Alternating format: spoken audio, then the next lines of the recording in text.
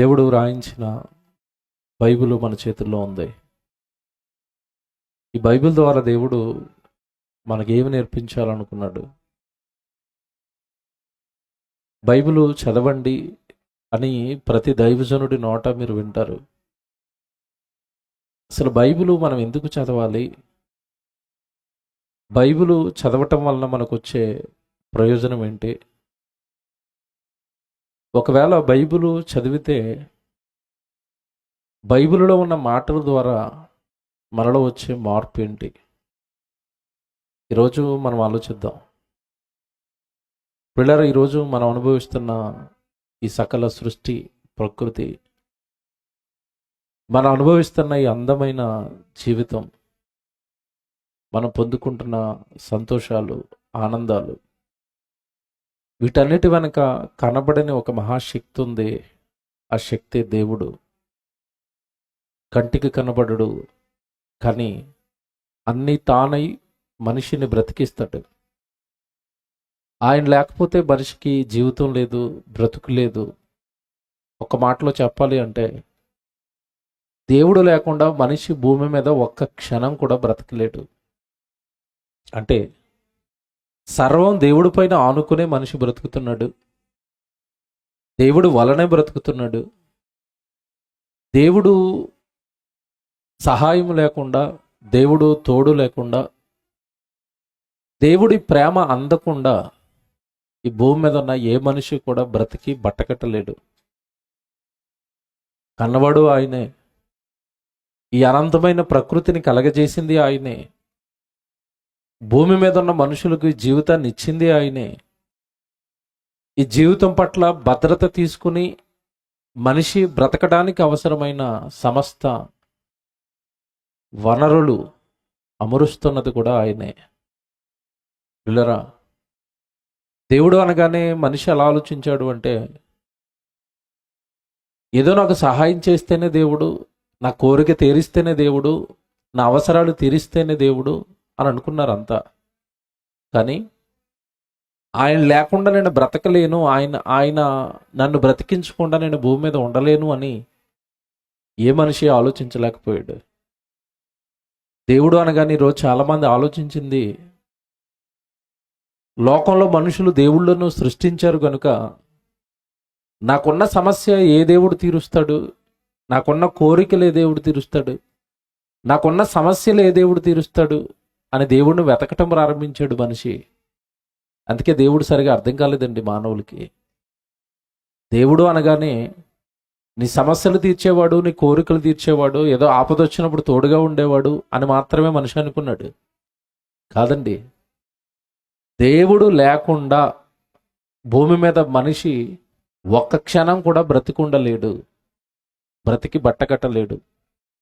Bible ఒక మాట చూపిస్తాను నేను. దయచేసి అందరూ బైబిల్ తీయండి. ద్వితీయోపదేశకాండం 6వ అధ్యాయం చూద్దాం. ద్వితీయోపదేశకాండం 6వ అధ్యాయము దయచేసి అందరూ తీసుకోండి. 24వ వచనం బైబిల్లో చదువుదాం. దేవుడు ఈ మానవాళికి చేస్తున్న సేవ అనొచ్చు, లేదా పిల్లల మీద ప్రేమతో ఆయన పడుతున్న కష్టం అనొచ్చు. దాని గురించి ఎంత బాగా వివరణిస్తున్నాడో దేవుడు ఒకసారి మీరు జాగ్రత్తగా వినండి. ద్వితీయోపదేశకాండం 6వ అధ్యాయం 24వ వచనం. మనకు నిత్యము మేలు కలుగుటకై యెహోవా నేటి వలె మనలను బ్రతికించున్నట్లు, ఇది అండర్లైన్ చేయండి. ఈ వచనం అండి మీకు అర్థం కావడానికి చాలా టైం పడుతుంది. దేవుడు అనగానే మేలులు చేసేవాడు అని మనిషి అనుకున్నాడు.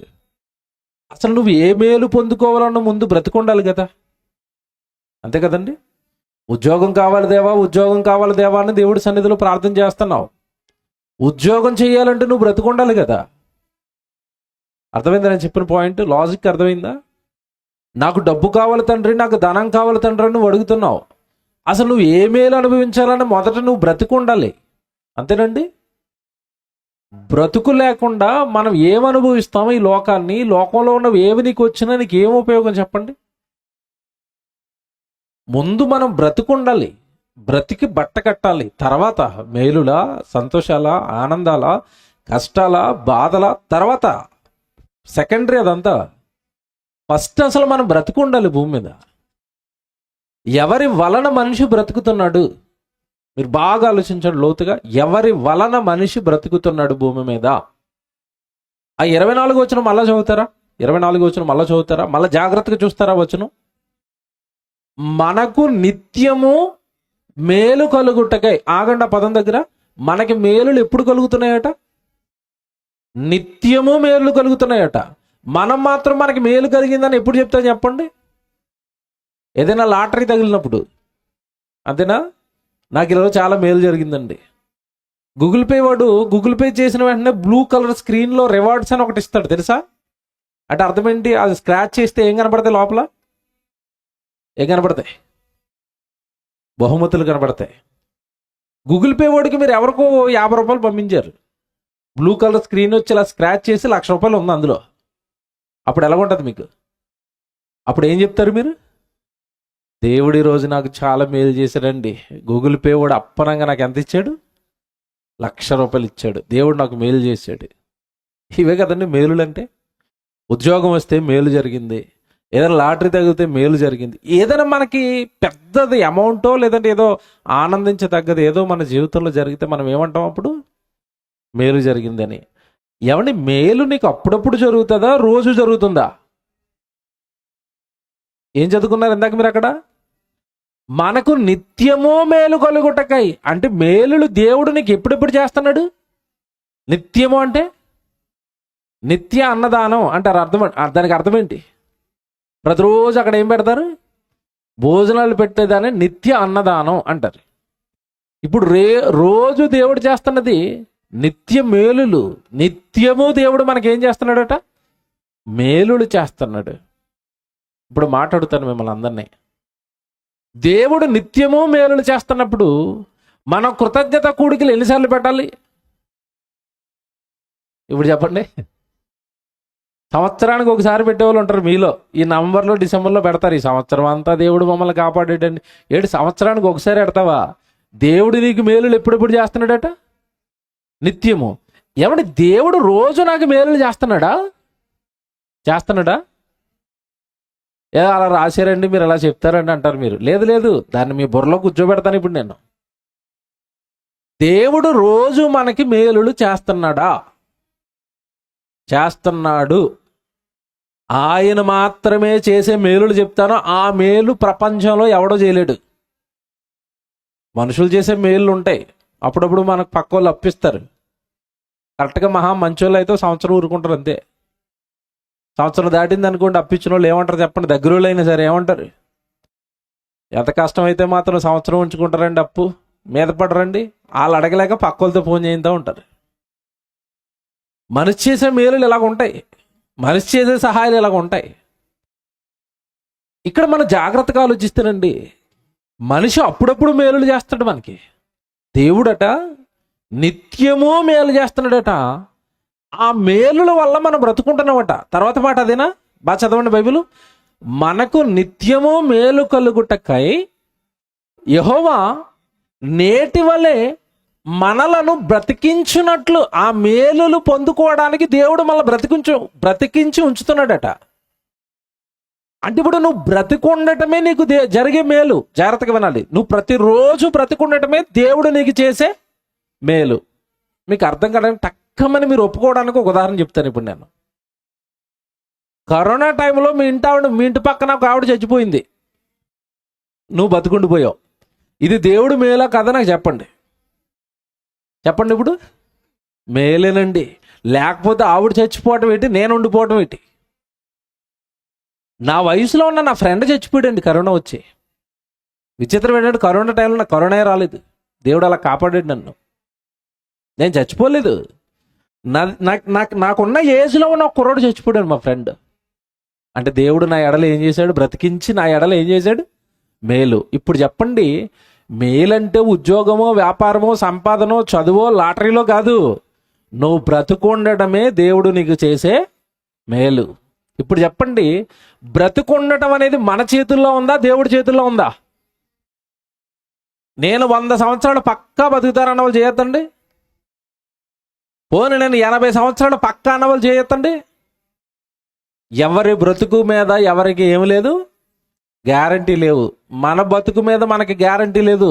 కానీ వస్తువులు కొన్నప్పుడు వస్తువు కొనేవాడిని మాత్రం ఏమడుగుతాం? ఎన్ని సంవత్సరాలు గ్యారంటీ అండి ఇది? ఫ్రిడ్జ్ ఎన్ని సంవత్సరాలు గ్యారంటీ అంటే 10 సంవత్సరాలు అంటాడు. అది ఉంటుంది 10 సంవత్సరాలు, నువ్వు ఉంటావా? గ్యారంటీ లేని బ్రతుకు మనది. కానీ కొన్న ప్రతి వస్తువుకి మనం ఏమడుగుతాం? గ్యారంటీ ఉందా? ఫ్యాన్ గ్యారంటీ ఉందా? వస్తువు గ్యారంటీ ఉందా? షాపోడు అనాలి, నీకు గ్యారంటీ ఉందా? అప్పుడు ఏమంటాం చెప్పండి? నమస్కారం బాబు, ఉంటే ఈ బాబు, నాకెక్కడది గ్యారంటీ? నాకెక్కడ ఉంది పుస్తకం, గ్యారంటీ పుస్తకం? నీటి ఆవిరి లాంటి జీవితం. ఎప్పుడు అంతమైపోద్దో తెలీదు, ఎప్పుడు ఎవరు కనుమోస్తారో తెలీదు, ఎప్పుడు మన మధ్యలోంచి ఎవరు వెళ్ళిపోతారో తెలీదు. బ్రతుకున్నాం అంటే దేవుడు మనకు చేసే మేలు. ఇది ఒప్పుకుంటారు కదా? బ్రతికించటమే దేవుడు మనకి చేసే మొట్టమొదటి మేలు. నేను ఈరోజు బ్రతుకున్నానంటే, పొద్దున్న తెల్లవారు లేచి సూర్యుని చూశానంటే దేవా స్తోత్రం, ఇంకొక రోజు సూర్యుని చూసే భాగ్యం ఇచ్చారు. ముందు స్తోత్రాలు చెప్పండి, ముందు వందనాలు చెప్పండి. ఆ తర్వాత మీరు ఉద్యోగానికి వెళ్తున్నారా, పనికి వెళ్తున్నారా, దేనికి వెళ్తున్నారో ఆ తర్వాత ముందు లేచారు కదా మంచం మించి, బ్రతుకున్నాం కదా. ఆ తర్వాత రోజును చూసాం కదా. ఆ తర్వాత కల్లారా మన పిల్లల్ని చూసుకున్నాం కదా. ఆ తర్వాత మన కల్లారా మన వాళ్ళని చూసుకున్నాం కదా. నీ ఇల్లు చూసుకున్నావు కదా. కళ్ళు తెరిచి చూసుకున్నావంటే నువ్వు బ్రతుకున్నావు. బ్రతుకుండటమే దేవుడు నీ ఎడల చేసే మేలు. మీకు మాట్లాడుతాను, బ్రతకడానికి మనిషికి బాగా అవసరమైనవి ఏంటి చెప్పండి? బాగా అవసరం చెప్పండి. ఆహారం అంటారా? ఆహారం లేకుండా 40 రోజులు బతకొచ్చు. పొట్టి శ్రీరాములు గారు బతికారు. ఇంకా నీళ్ళు అంటారా? నీళ్లు లేకుండా ఒక రోజు బతకొచ్చు. ఇంకా చెప్పండి. గాలి లేకుండా 10 రోజులు బతకొచ్చు. తప్ప రైటా? తప్పిది. గాలి లేకుండా ఎంతసేపు బతుకుతారు? ఎంతసేపు బతుకుతారు? మహా అంటే నిమిషమా? చాలామంది గజేతగాలు ముక్కు మూసుకుని ఇంట్లోకి వెళ్తారు. ఎంతసేపు ఉంటారు? టాప్ మోస్ట్ సీనియర్ అయితే 1 నిమిషం ఉండగలుగుతాడేమో. తర్వాత పైకి వచ్చేయాలి బుడుంగుమని. దేనికోసం? గాలి కోసం. నేను అడుగుతున్నాను, గాలి ఏ గవర్నమెంట్ ఇస్తుంది? ఎవరిస్తున్నారు? గవర్నమెంట్లు ఇవ్వో. పోనీ గాలి నేను మా ఇంట్లో తయారు చేసుకుంటున్నాను, చేయొద్దండి. ఇప్పుడు చెప్పండి, నాకు గాలి ఎవరిచ్చారు? ఎవరిచ్చారు? చదువుకున్న పిల్లల్ని అడగండి, వాళ్ళు చెట్లు అంటారు. వాళ్ళు తెలుసా మీకు? వాళ్ళకి అక్కడ వరకు అందింది. గాలి ఎక్కడదమ్మా అంటే చెట్లు కార్బన్ డైఆక్సైడ్ పీల్చుకొని ఏమిస్తాయి? ఆక్సిజన్ ఇస్తాయి. వాళ్ళకి అక్కడికే తెలిసిపోతాం, చెట్లు గాలి ఇస్తున్నాయి. చెట్లు ఇస్తున్నాయా? చెట్లేవో. చెట్లు కార్బన్ డైఆక్సైడ్ తీసుకుని ఆక్సిజన్ ఇచ్చాయి. ఇప్పుడు దానికి కార్బన్ డైఆక్సైడ్ ఇచ్చింది ఎవరు? సరే, అలాగుందా లాజిక్? ఆయన ధనాగారములో నుండి ఆయన గాలిని రావించును, కీర్తన గ్రంథం. టైం అయిపోద్ది నాకు అటు వెళ్తే. బైబిల్లో ఉన్నవి ఇవన్నీ. భూమి మీద మనిషి బ్రతకడానికి ప్రధానమైన వనరు గాలి అయితే, ఆ గాలి మనిషి తయారు చెయ్యలేడు. ఎవరు చేయాలి? దేవుడు. ముక్కులోనికి గాలి వెళ్తేనే మనం బతుకుంటాం. అప్పుడు మనం బతికిస్తున్నది ఎవరు చెప్పండి? దేవుడండి. ఎవరైనా ఇలా ఆలోచించారా? నేను గాలి పీల్చుకుని బతుకుతున్నానంటే నన్ను బతికిస్తున్నది ఎవరు? దేవుడు అని. ఏమంటే దేవుణ్ణి నమ్మను అన్నవాడికండి ఒకటే మేము చెప్తున్నాం. నువ్వు దేవుణ్ణి నమ్మవు కదా, ఓకే. అతను ప్రశ్న అడగండి, దేవుణ్ణి నువ్వు నమ్మని అంటున్నావు కదా, సూర్యుని ఎవరు చేశారని అడగండి. ఏ శాస్త్రవేత్త పేరైనా చెప్తాడా? చెప్పడు. ఎవరి పేరు చెప్పాలి? దేవుడి పేరు చెప్పాలి. నీళ్ళు ఎవరు తయారు చేశారని అడగండి. ఎవరి పేరు చెప్పాలి? దేవుడి పేరు చెప్పాలి. గాలి ఎవరు తయారు చేశారని అడగండి. దేవుడి పేరు చెప్పాలి. దేవుడిని నువ్వు నమ్మనంటున్నావు కనుక దేవుడు చేసిన ఈ 3 వాటం మానేమని చెప్పండి. తర్వాత రోజు మనోడు కనపడ్డు. ఎందుకు? నువ్వు దేవుడిని నమ్మను అంటే దేవుడు చేసినవి వాడటం మానేయి. గాలి దేవుడు చేసాడు, వాడకు. నీళ్లు దేవుడు చేశాడు, వాడకు. సూర్యుని దేవుడు చేశాడు, వాడకు. బతుకుతాడా చచ్చిపోతాడా? చచ్చిపోతాడు. ఇప్పుడు చెప్పండి, మనిషిని బతికిస్తున్నది ఎవరో? దేవుడు అండి. Very good. నిన్ను నన్ను బతికిస్తున్నది ఎవరు ఇప్పుడు? దేవుడు. బ్రతికిస్తున్న దేవుడు నీ నుండి ఏం కోరుకుంటున్నాడు? ఎందుకు బతికిస్తున్నాడు నిన్ను ఇక్కడ? ఎందుకు కష్టపడి గాలి, నీరు, ఆహారం అన్ని సర్వం సిద్ధం చేసి నీకు బ్రతుకునిచ్చి ఆ బ్రతుకును భూమి మీద నివసించడానికి అన్నీ నీ కోసం అమర్చిన దేవుడు నీ నుండి నా నుండి ఏం కోరుకుంటున్నాడు? ప్రసంగి గ్రంథం తీయండి, 12వ అధ్యాయం 13వ వచనం చదవాలి అందరూ. ప్రసంగి గ్రంథం అందరూ తీయండి. ప్రసంగి గ్రంథం 12వ అధ్యాయం 13వ వచనం. ఇదంతయు వినిన తర్వాత తేలిన ఫలితార్థం ఇదే. కేవలం ఆగండి, ఏం చదివారు అక్కడ మీరు? ఇదంతయు వినిన తర్వాత అంటే ఏదంతా విన్న తర్వాత? ఇప్పుడు నేను చెప్పిన ప్రసంగం కాదు. ప్రసంగి గ్రంథం 1వ అధ్యాయం 1వ వచనం దగ్గర నుంచి అంతా విన్న తర్వాత. ప్రసంగి గ్రంథంలో 12 అధ్యాయాలు ఉన్నాయి. చివరి అధ్యాయంలో చివరి మాటలు చదువుతున్నారు ఇప్పుడు మీరు. ఇదంతయు వినిన తర్వాత అంటే ఎక్కడ ప్రారంభించాడు ప్రసంగి గ్రంథం అంటే? 1వ అధ్యాయం 1వ వచనం చదివితే ప్రసంగి రాసిన మాటలు అని ఉంటాయి. కిందకి వెళ్ళేసరికి ఏమంటాడంటే వ్యర్థము వ్యర్థము వ్యర్థము సమస్తమును వ్యర్థమే అంటాడు. అక్కడ ప్రారంభమైంది ప్రసంగి గ్రంథం. అలా మొదటి అధ్యాయంలోకి వెళ్ళేసరికి అంటాడు, సూర్యుని క్రింద నరుడు పడుచుండు పాటు అంతటి వలన వానికి కలుగుచున్న లాభమేంటి? భూమి మీద మనిషో కోటి విద్యలు కనిపెట్టి ఆ విద్యల్లో మునిగిపోయాడు దేవుని విడిచిపెట్టి. ఆ విద్యల వలన, ఆ సంపాదన వలన, లేదంటే అతను చేసుకుంటున్న పనిపాట్ల వలన అతనికి వచ్చిన లాభం ఏంటి? చేసుకున్నదంతా భూమి మీదే విడిచిపెట్టి ఒంటరిగా నయా పైసా తీసుకోకుండా వెళ్ళిపోతున్నాడు కదా. మన ఈ మధ్యకాలంలో మన భారతదేశానికి సంబంధించిన పెద్ద ధనవంతుడు చచ్చిపోయాడు, టాటా గారు, తెలుసు కదా. ఎవడు ఆయన చచ్చిపోయినప్పటికండి ఆయన 1000 కోట్లకు అధిపతి. రతన్ టాటా 1000 కోట్లలో ఎన్ని కోట్లు తీసుకుని వెళ్ళాడు ఆయన? చిల్లి గవ పట్టుకెళ్ళారు ఆయన? లేదండి. అదే ప్రసంగాన్ని ప్రారంభించారు. ప్రసంగ గ్రంథం 1వ అధ్యాయం 1వ వచనంలో ఏమి లేదని అయినా భూమి మీద నువ్వు కష్టపడిన దాంట్లో నువ్వు పట్టుకెళ్ళేది ఏమీ లేదు. తినడానికి తిండి, కట్టుకోవడానికి బట్టలు ఉంటే చాలు. మిగతా ఎక్స్ట్రాగా నువ్వు ఏదైతే ప్రయాసపడుతున్నావో అదంతా నీ వృధా ప్రయాస తప్ప దానికి వచ్చే లాభం ఏమీ లేదు. అనవసరంగా నీ జీవితం కష్టాలు పాలు చేసుకోవటం, కుటుంబాన్ని విడిచిపెట్టడం ఆ సంపాదన కోసం, అనేక మందిని మోసం చేయటం ఆ సంపాదన కోసం, అనేక మంది జీవితాలను నాశనం చేసి సంపాదించడం, ఒకరిని అక్రమం చేసి సంపాదించడం, అన్యాయం చేసి సంపాదించడం తప్ప దానివల్ల నీకు వచ్చే సుఖం ఏంటి? దానివల్ల నీకు వచ్చే ఏమండి లాభం ఏంటి అన్నాడు ఆయన. అది 1వ అధ్యాయం.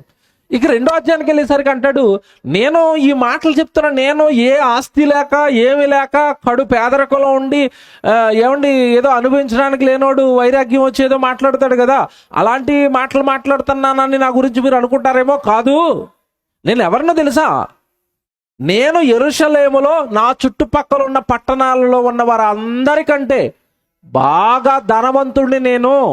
నాకు ద్రాక్ష తోటల పొలాలు ఉన్నాయి, అనేక రకాల చెరువులు తవ్వించాను, అనేక రకాల గొర్రెలు మేకలు ఉన్నాయి, మేక మందలు ఉన్నాయి, ఒంట్లకి సంబంధించిన మందలు ఉన్నాయి.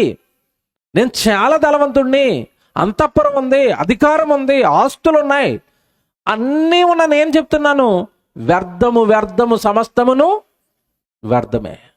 అలా ప్రారంభించుకుంటూ వస్తాడండి. 3వ అధ్యాయంలో ఒక విషయం చెప్తాడు, 4లో ఒకటి చెప్తాడు. టైం అయిపోతావన్నీ చెప్తే 5, 6, 7, 8 చివరికి వచ్చేసరికి ఇక్కడ అంటున్నాడు, ఇదంతయు వినిన తర్వాత, భూమి మీద మానవ జీవితాలను పరిశీలించిన తర్వాత బ్రతుకునిచ్చిన దేవుడి కోసం బ్రతకటం మానేసి లోకంలో నేనేదో సాధిస్తాను, నేనేదో చేస్తానని తిరుగుతున్న వారులారా, ఒక్కసారి నా ప్రసంగి గ్రంథాన్ని చదవండి. ఇదంతా ఒక్కసారి మీరు వినండి.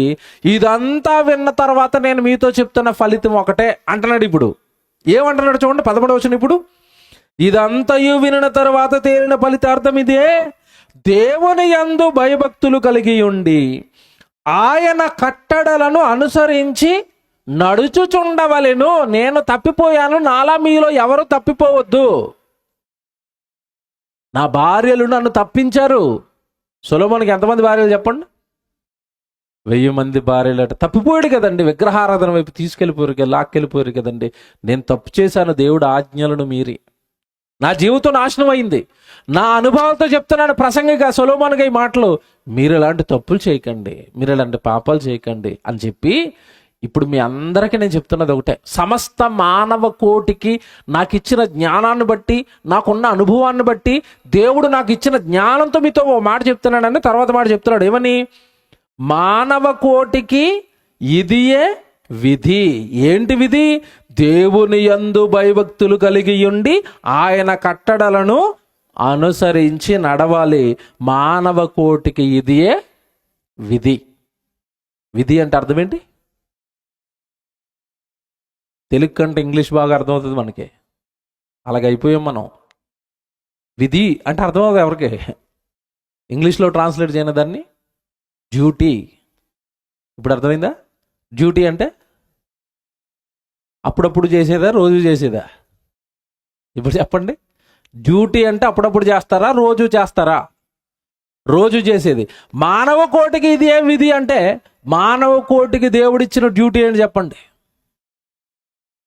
దేవుని యందు భయభక్తులు కలిగి ఆయన కట్టడలను నువ్వు అనుసరించి బ్రతకాలి. ఎప్పుడు? ఆదివారమా? ఆదివారం గుడికి వెళ్ళినప్పుడా? రోజునా? రోజు. దేవుడు నిన్ను ఆదివారం ఒక్కరోజు కాపాడుతున్నాడా, రోజు కాపాడుతున్నాడా? ఆదివారం ఒక్కరోజు నిన్ను బతికిస్తున్నాడా, రోజు బతికిస్తున్నాడా? రోజు బతికిస్తున్నాడు. రోజు బ్రతికిస్తున్న దేవుడు నిన్ను రోజు భయము భక్తి కలిగి ఉండి బ్రతకమంటున్నాడు. ఎంత బాగుందండి! అంటే దేవుడు నిన్ను నుండి కోరుకుంటున్నది ఒకటే, ఆయన యందు భయభక్తులు కలిగి నువ్వు ఆయన కట్టడలను ఏం చేయాలి? అనుసరించాలి. అప్పుడు ఆయన ఇచ్చిన జీవితానికి ఒక విలువ ఉంటుంది. నీ జీవితానికి విలువ ఏర్పడుతుంది. నీకు జన్మించినందుకు, నిన్ను కాపాడుతున్నందుకు, నిన్ను పెంచి పోషిస్తున్నందుకు, ఆయన కట్టడలో ఆయన విధులు నువ్వు ఎప్పుడైతే పాటిస్తావో, నిన్ను పుట్టించినందుకు దేవుడు ఆనందపడతాడు. ఎవడ నిజంగా ఒక ఆయన జీవితాన్ని చూపిస్తాను ఈరోజు, మీకు ఆశ్చర్యం ఆయన లైఫ్ని చూస్తే. బైబిల్లో మీరు ఒక భక్తుడిని చూపిస్తాను. ఎందుకంటే దేవుడు మనల్ని ఏం కలిగి ఉండమని రాశాడు ఇప్పుడు చివరికి? భయభక్తులు కలిగి ఉండాలి, మానవ కోటికి ఇదే విధి. భయభక్తులు కలిగి ఉండటం అంటే ఆయన కట్టడలను, ఆయన విధులను అనుసరించటమే భక్తి. అది దేవుడు మనకి రోజు వేసిన డ్యూటీ. Very good. ఇలా బ్రతికిన భక్తులు ఒక ఆయన ఉన్నాడండి బైబిల్లో. ఆయన మీకు చూపిస్తాను, ఆయన జీవితాన్ని వివరిస్తాను. నిజంగా మీకు వచ్చే ఆనందం అంతా ఇంత కదండి. ఆయనే బైబిల్లో మనకు కనబడే కొర్నేలి. కొర్నేలి అనగానే మనకు తెలిసిన 4 మొక్కలు. మీకు తెలిసిన మొక్కలు ఏంటి చెప్పనా? కొర్నేలి అనగానే శతాధిపతి, తర్వాత ఇటలీ పటాలం అనబడిన పటాలంలో కనబడతాడు, తర్వాత దేవుని యందు భయభక్తులు కలిగిన వాడు, నెక్స్ట్ దాన ధర్మాలు చేశాడు. That's it. ముగిసారు అంతే ఆయన జీవితాన్ని ఆ 4 మొక్కలు చదువుకుని.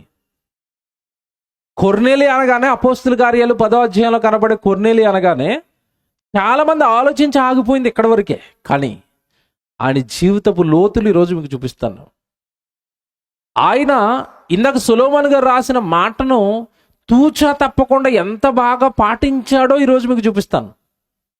కొర్నేలి ప్రతిరోజు దేవుని యందు భయభక్తులు కలిగి మనం ఉండాలి అని దేవుడు చెప్పిన మాట కానీ, ఆయన కట్టడలను, ఆయన విధులను అనుసరించాలి అని దేవుడు చెప్పిన మాట కానీ ఎంత బాగా పాటించాడో, ఆ మాట ఆయన జీవితానికి ఎంత బాగా సూట్ అవుతుందో ఏమంటే ఈరోజు మీకు అర్థమవుతుంది.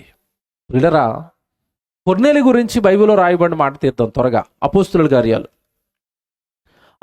కార్యాలు 10వ అధ్యాయం. ఏమన్నా అక్కడ రాయబడుతున్న ప్రతి వచనము ధ్యానించుకుంటూ వెళ్ళాలి, చదవటం కాదు. చదవటం అంటే రయ్యమని చదువుకుంటూ వెళ్ళిపోతాం. ధ్యానించాలి. ఈ రాత్రి ధ్యానిస్తే ఏమంటే సొలొమోను చెప్పిన మాట కొర్నేలి గారి జీవితంలో ఎంత బాగుందో ఈరోజు మీకు అర్థమవుతుంది.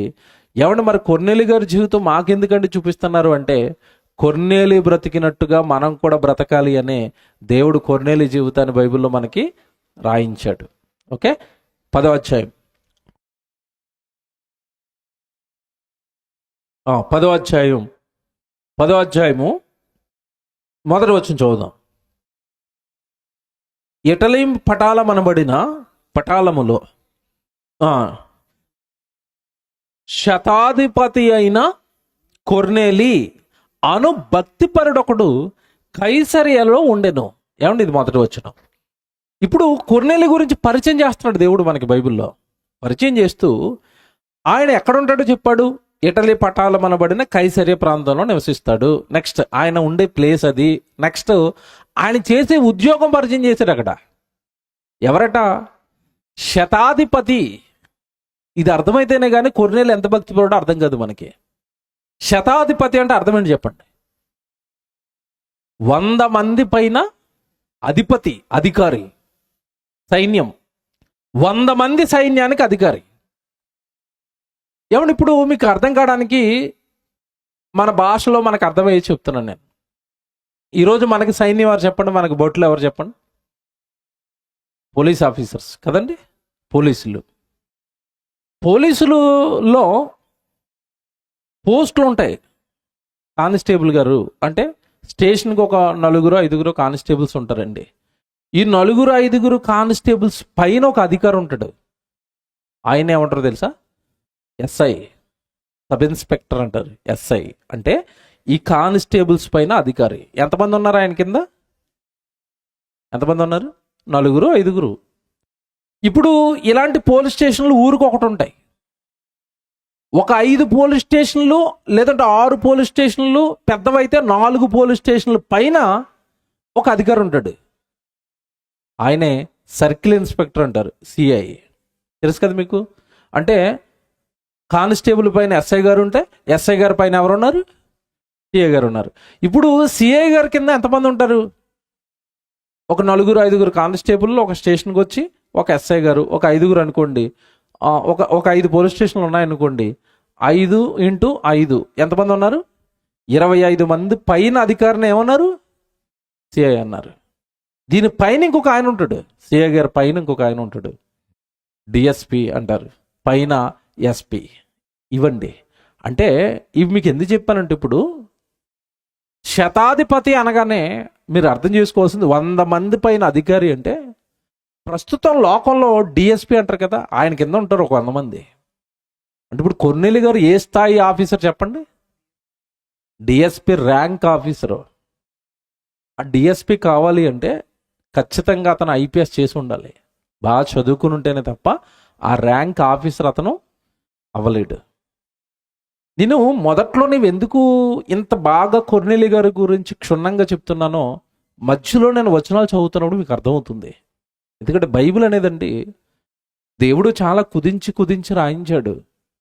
మనం బాగా అక్కడ నిలబడి ఆలోచిస్తేనే తప్ప ఆ వ్యక్తుల జీవితాలు కానీ, దేవుడు ఆ వ్యక్తుల జీవితాల ద్వారా మనకు నేర్పాలనుకున్న భక్తి కానీ మనం ఏదో అలా చదువుకుంటూ వెళ్ళిపోతే అర్థం కావు. ఇతడు చాలా గొప్పవాడు. లోకంలో కూడా ఒక డిఎస్పి ర్యాంక్ ఆఫీసర్గా ఉన్నాడు మనకి. ఓకే, ఇటలీ పటాలం, కైసరియా ప్రాంతం, తర్వాత ఇతని పోస్ట్ ఏంటి? శతాధిపతి.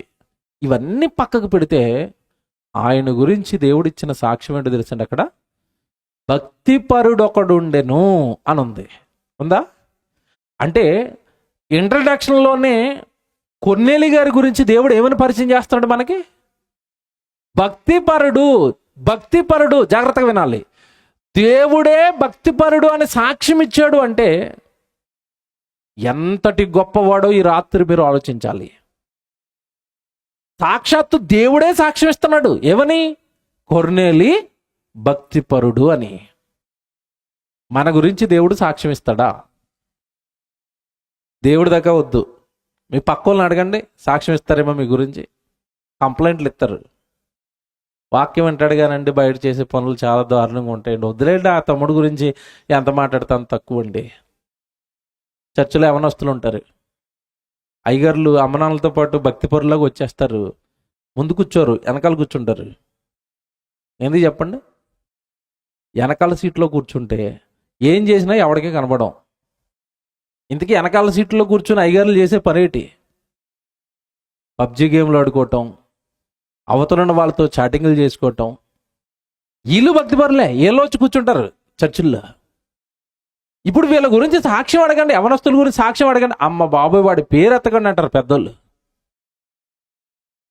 చూసారా? గుడికి వచ్చాడు, గుడికి వెళతాను, అమ్మ నాన్న కడుపున పుట్టాడు, అమ్మనాలతో పాటు గుడికి వచ్చారు, వీడి గురించి సాక్ష్యం ఇవ్వండి అంటే వద్దండి, ఆడి గురించి ఎంత తక్కువ మాట్లాడితే అంత బెటర్ అంటున్నారు.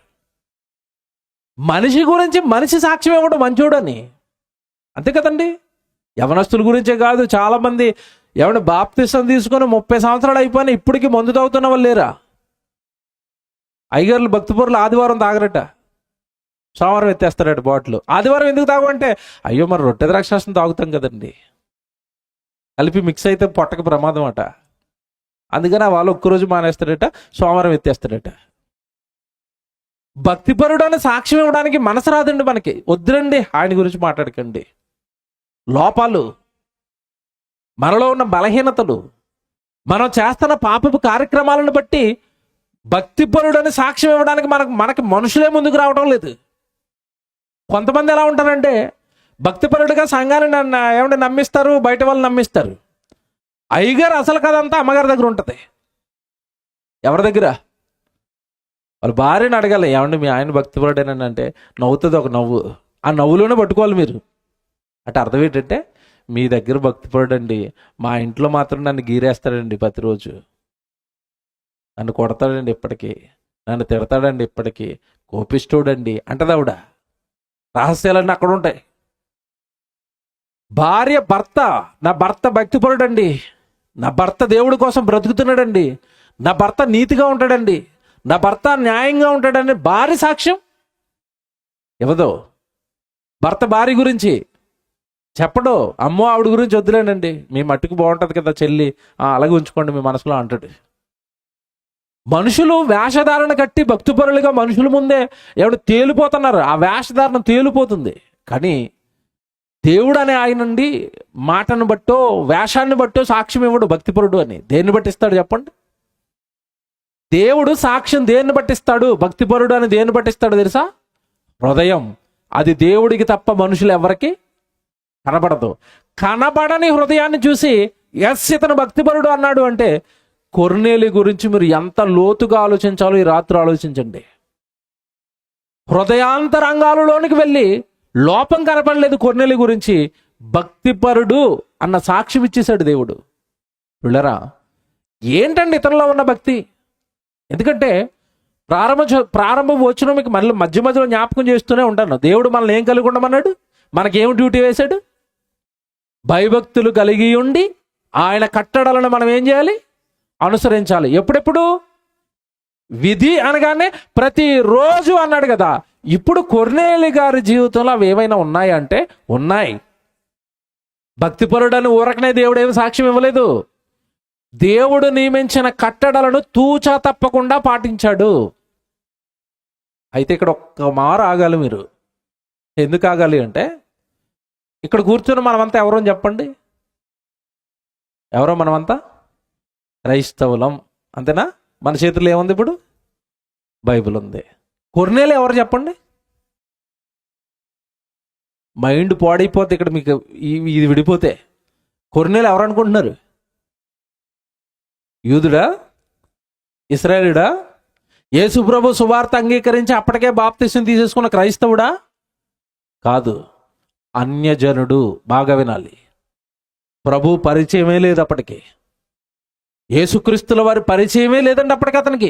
యేసుప్రభు ఎవరో తెలీదు. యేసుప్రభు అని ఆయన ఒక ఆయన పుట్టాడని తెలియదు, ఆయన ఇతని కోసం చచ్చిపోయాడని కూడా తెలియదండి. సువార్త అందలేదు అప్పటికి ఇంకా కొర్నేలికి. జస్ట్ ఒక అన్యజనుడు. మరి ఈయనలోకి భక్తిపరుడని దేవుడు ఎందుకంటే సాక్ష్యం ఇస్తున్నాడు? ఒక అన్యజనుడు గురించి, యేసుప్రభుని అంగీకరించిన వాడి గురించి కొర్నేలి భక్తిపరుడు అని దేవుడు ఎందుకు ఇచ్చాడు సాక్ష్యం? ఇది బైబిల్ను ఆలోచించటం, బైబిల్లో ఉన్న లేఖనాలను ఆలోచించే విధానం ఇది. అప్పుడు అర్థమవుతాయి ఆ భక్తుల గొప్పతనం ఏంటో, వాళ్ళ గురించి దేవుడు బైబిల్లో అధ్యాయాలు ఎందుకు రాయించాడో మనకు అర్థమవుతుంది. ఎవడి దేవుడు బైబిల్లో ఒక్క లైను, బాగా వినండి, ఒక్క లైను ఒక వ్యక్తి గురించి చెప్పాడంటే ఆ వ్యక్తి చాలా గొప్పడు. ఒక్క లైన్ చెప్పాడంటే చాలు. ఎందుకంటే బైబిల్లో దేవుడు మీరు చూడండి పెద్దగా ఎవరి పేర్లు ప్రస్తావించడు. కయ్యేను భార్య పేరు ఏంటి చెప్పండి, ఎవరైనా చెప్తారా? బైబిల్ పండితుడు అని చెప్తారు కదా, ఆయనైనా అడగండి కయ్యేను భార్య పేరు ఏంటని. పేరు ఉంటుంది బైబిల్లో? ఉండదు. లోతు గారి భార్య పేరు చెప్పండి, ఉందా? లేదు. అసలు వాళ్ళ పేర్లు ప్రస్తావించడానికి ఇష్టపడలేదు దేవుడు. కానీ బైబిల్లో ఎస్తేరు గ్రంథం అని ఒక గ్రంథం ఉందా? అంటే ఒక స్త్రీ పేరుటి దేవుడు ఒక గ్రంథమే రాయించాడు. ఇప్పుడు మనం చదువుకుంటున్న భాగంలో కొర్నేలి గురించి ఒక అధ్యాయమే రాయించాడండి. 10వ అధ్యాయం అంతా మనకు కనపడేది ఎవరో తెలుసా? కొర్నేలి. ఏమంటే ఒక అధ్యాయాన్ని ఈయన కొరకు కేటాయించాడు అంటే సామాన్యుడు అనుకుంటున్నారా? సృష్టిని కలిగించిన సృష్టికర్త, ఆది మానవుడైన ఆదాము పుట్టింది మొదలుకొని నేటి వరకు కొన్ని కోట్ల కోట్ల కోట్ల మందిని చూశాడు. బైబిల్లో మీరు చూడండి, ఆది కాండం నుంచి దేవుడు బైబిల్ ప్రకటన గ్రంథం రాయించే వరకు కూడా కొన్ని కోట్ల మందిని చూసుంటాడు. వాళ్ళందరిలో ఆయన మనసుకును మెప్పించిన వాళ్ళు, ఆయన మదిలో జ్ఞాపకాలను పుట్టించిన వాళ్ళు, ఆయన మదిలో బాగా పడిపోయిన వాళ్ళ పేర్లు మాత్రమే బైబిల్లో రాయించాడు. అందులో కొర్నేలి ఒకడు. చిన్నోడు ఏం కాదు. బైబిల్లో కొర్నేలి మీకు కనబడుతున్నాడు అంటే మీకు అర్థమైపోవాలి, దేవుడు మదిలో పడిపోయాడండి. ఎంత గొప్పవాడైతే దేవుడు మదిలో పడతాడు, ఎంత భక్తిగా ఉంటే దేవుడు మదిలో పడతాడు, ఎంత గొప్పగా దేవుడు వాక్యాన్ని నమ్ముంటే దేవుడు మదిలో పడ్డాడు. మీరు నేను ఈరోజు ఏదో సంవత్సరాల తరబడి దేవుడి దగ్గరకు వచ్చి వెళ్ళిపోతున్నాం తప్ప ఎంతమంది మీ కొర్నేలిలా నేను దేవుడు మనసులో పడాలని. ఎందుకంటే నన్ను పుట్టించాడు కదా, నన్ను బ్రతికిస్తున్నాడు కదా, నాకంటూ కుటుంబం ఇచ్చాడు కదా, ఈరోజు నాకున్న ఈ పరిస్థితికి కారణం దేవుడు కదా, నేను ఏదో ఒక మంచి పని చేసి ఆయన మదిలో పడాలి. ఎవరో ఆలోచించరండి ఇలాగా. కొర్నేలి ఎంత గొప్పగా ఆలోచించాడు దేవుడి కోసం, ఎంత గొప్పగా వాక్యాన్ని పఠించాడో ఈరోజు మీరు చూస్తారు. ఒక అన్యజనుడు గురించి అధ్యాయం రాయించాడు అంటే ఏంటి ఆయనలో ఉన్న గొప్పతనం అంటే, ప్రభు అప్పటికి తెలియదు, ప్రభు సువార్త అందలేదు, రక్షణ పొందలేదు, కానీ కొర్నేలి భక్తిపరుడు అన్న సాక్ష్యం ఇచ్చాడు. ఎందుకు తెలుసా? ఆయన బ్రతుకుతున్నది యూదుల మధ్య, రోమా సైన్యానికి అధిపతి, యూదుల మధ్య ఇశ్రాయేల్ మధ్య బ్రతుకుతున్నాడు. అప్పటికే యూదులు, శాస్త్రులు, పరిసయ్యులు వాళ్ళకి తెలిసిన ధర్మశాస్త్రాన్ని బోధిస్తున్నారు ఆ కాలంలో. ఎవడి మహానుభావుడు అక్కడక్కడ ఈ యోధులు బోధిస్తున్న 4 మాటలు వినుంటాడు. లేదు అంటే అప్పటికి ఈ పెద్ద పెద్ద అధికారుల దగ్గర ధర్మశాస్త్ర ప్రతులు ఉండేవి. అధికారుల దగ్గర మొత్తం మీద ఈయన దగ్గరికి ఏమన్నా ధర్మశాస్త్రం వచ్చిందేమో చదువుకున్నాడు. పాత నిబంధన ధర్మశాస్త్ర గ్రంథములో ఉన్న ప్రతి మాట పాటించడానికి ప్రయత్నిస్తున్నాడండి ఒక అనిజనుడు అయి ఉండి. అందుకే దేవుడు ఆయనకి ఇచ్చిన సాక్ష్యం ఏంటో తెలుసా? భక్తిపరుడు అని. ప్రారంభ మాట మరలా చదువుకోవాలి. దేవుడు భక్తిపరుడు అని ఎవరికి సాక్ష్యం ఇస్తాడు అంటే ఆయన ఆజ్ఞలను కట్టడలను అనుసరించి బ్రతికిన వాడే భక్తిపరుడు. మరి కొర్నేలి అనిజనుడు కదండి, ఇతనే ఆజ్ఞలు పాటించాడు. ఇతనికి ఎలా తెలిసిందంటారా? ఇప్పుడు ఆయన ఏం చేస్తున్నాడో మీకు చెప్తాను, అవి ధర్మశాస్త్రంలో ఎక్కడున్నాయో మీకు చూపిస్తాను. అప్పుడు మీకు అర్థమవుతుంది, నిజంగా ఒక వ్యక్తి అన్యజనుడు అయ్యి ఉండి తనది కాని ధర్మశాస్త్రం, ఎందుకంటే ఆ రోజు ధర్మశాస్త్రం దేవుడు ఎవరికి ఇచ్చాడు చెప్పండి? ఇశ్రాయేలుకి ఇచ్చాడు, యూదులకు ఇచ్చాడు. తనది కాని ధర్మశాస్త్రం దేవుడు రాయించాడన్న ఒక భయంతో, అది సృష్టికర్త రాయించిన గ్రంథం అని ఒక అన్యజనుడు అందులో ఉన్న శాసనాలు, అందులో ఉన్న కట్టడలు పాటించడానికి అంతగా కష్టపడితే, నీకోసం నా కోసం ప్రాణం పెట్టి రాయించాడు ఈ కొత్త నిబంధన యేసుక్రీస్తుల వారు. ఇది ఈ నిబంధన ఎలా ఏర్పడింది అంటాడు? కొత్త నిబంధన గురించి ఏమని రాశాడు చెప్పండి? ఇది రక్తము వలన ఏర్పడిన కొత్త నిబంధన. అంటే యేసుక్రీస్తుల వారు రక్తం పెట్టి రాయించాడు ఈ కొత్త నిబంధన. ఆయన జీవితం పెట్టి రాయించాడు, ఆయన ప్రాణం పెట్టి రాయించాడు. ఆయన్నే నువ్వు నేను నమ్మాము. ఈరోజు మనమే ఆ కొత్త నిబంధనలో ఉన్న ఏ వాక్యాన్ని సరిగా పాటించాం. మన పాపాలు మనవే, మన లోకం మనదే, మన జీవితాలు మనవే, మనం అసలు పట్టించుకోము ఈరోజు. కానీ ఒక అన్యజనుడు అయి ఉండి తనది కాని ధర్మశాస్త్రంలో ఉన్న మాటలను దేవుడు రాయించిన మంచి మాటలవి, సృష్టికర్త మాటలని నమ్మి ఆ మాటల కోసం తన జీవితాన్ని మలుచుకోవటం ప్రారంభించాడు కొర్నేలి. అందుకే కొర్నేలి గురించి దేవుడు ఇచ్చిన స్టేట్మెంట్ తెలుసా? భక్తిపరుడు. ఏంటండి అంటారా? వెళ్ళిపోదాం త్వరగా. 10వ అధ్యాయము 2వ వచనం చదివేద్దాం. తర్వాత వచ్చిన చదవండి. 2వ వచనంలో, కొర్నేలి అను భక్తిపరుడు కైసరీలో ఉండెను. అతడు తన ఇంటి వారందరితో కూడా దేవుని యందు భయభక్తులు గలవాడై ఉండి. ఆగాలి. ఇప్పుడు కొర్నేలి ఒకడే భక్తిపరుడా? కొర్నేలి ఇంటి వారందరూ భక్తిపరుడా? చూడండి, కొర్నేలి ఇంటి వారందరూ భక్తిపరులట. భార్య, పిల్లలు, మొత్తం అతనికి ఎంతమంది ఉన్నారో అతని ఇంట్లో అతని కుటుంబీకులందరినీ కూడా భక్తిపరులుగా మార్చాడట. ఏమండి ఇది చిన్న విషయమా? మీరు చెప్పండి, చిన్న విషయమా? సభలో కూర్చున్న వాళ్ళని అడుగుతాను, మా కుటుంబం అంతా భక్తిపరులే, చేతులు ఎత్తండి. ఎత్తుదామనేసరికి మీ చిన్నోడు గుర్తొస్తాడు, గుడికి రాడండాడు, పోయింది, చెయ్యిలా కిందకి దిగుతుంది నీరసంగా. పెద్దోడు మంచోడు కాదండి, మా అమ్మాయి గుడికి రాదండి, మా నాన్న ఇంకా నమ్మలేదండి, నా భర్త ఇంకా రక్షణ పొందలేదండి, నా భార్య సరిగా దేవుడి పనికి సహకరించదండి. బాగా వినాలి, నా కుటుంబం అంతా సూపర్ అని చేయగలవా? ఎత్తగలవా? ఎత్తలేం. కానీ ఇక్కడ కొర్నేలి అంటున్నాడు, తన ఇంటి వారందరూ కూడా ఏమట? భక్తిపరులట. ఎంత భయపెట్టాడో దేవుడి విషయంలో కుటుంబాన్ని మీరు ఆలోచించాలి. భయపెట్టాడు, దేవుడి కట్టడలను చూపించి భయపెట్టాడు. మనం ఇలాగా బ్రతకాలి, తప్పు చేయకూడదు, ప్రార్థన చేయకపోతే ఊరుకోడు, శాసనాలు చదవకపోతే ఊరుకోడు, తప్పు చేస్తానంటే ఊరుకోడు. తల్లిదండ్రులకి ఎంత పెద్ద గుణపాఠం చెప్పాడు తెలుసండి కొర్నేలి, నేను నా ఇంటి వారందరము భక్తిపరులం.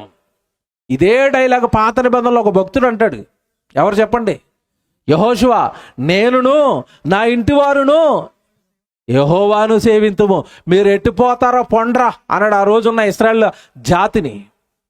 ఆయన ఎన్ని మేలులు చేసినా మీరు నమ్మరు కదా, మీరు పొండి ఎట్టిపోతారో. నేను నా ఇంటి వారు మాత్రం ఎవరిని సేవిస్తాం? సృష్టికర్త అయిన యెహోవాని సేవిస్తాం అన్నాడు. అదే కోవకు చెందిన మాటలు ఈయనలో కనబడటం లేదు. ఏమండి, కొర్నేలి తన ఇంటి వారు అందరూ కూడా దేవుని యందు ఏం కలిగి ఉన్నారట? నిజంగానండి, పిల్లల నుంచాడా, భార్య నుంచాడా, దేవుడు భయంలో భక్తిలో అంటే ఉంచాడు. అన్యజనుడండి, మళ్ళా చెప్తున్నాడు పదే పదే, ఒక అన్యజనుడండి, ఒక అన్యజనుడు కుటుంబాన్ని భక్తిలో ఉంచాడు. ఒక అన్యజనుడు తన కుటుంబాన్ని దేవుళ్ళలో పెట్టుకున్నాడు. ఒక అన్యజనుడు కుటుంబాన్ని చక్కగా దేవుడి విధుల్లో కట్టడంలో పెట్టేశాడు. నీకు ఈరోజు గుడి ఉంది, నీకు ఈరోజు సంఘం ఉంది, నీకు ఈరోజు సేవకుడు ఉన్నాడు, నీకు ఈరోజు సహోదరులు ఉన్నారు, అంతకంటే ముఖ్యంగా నీ చేతుల్లో బైబిల్ ఉంది.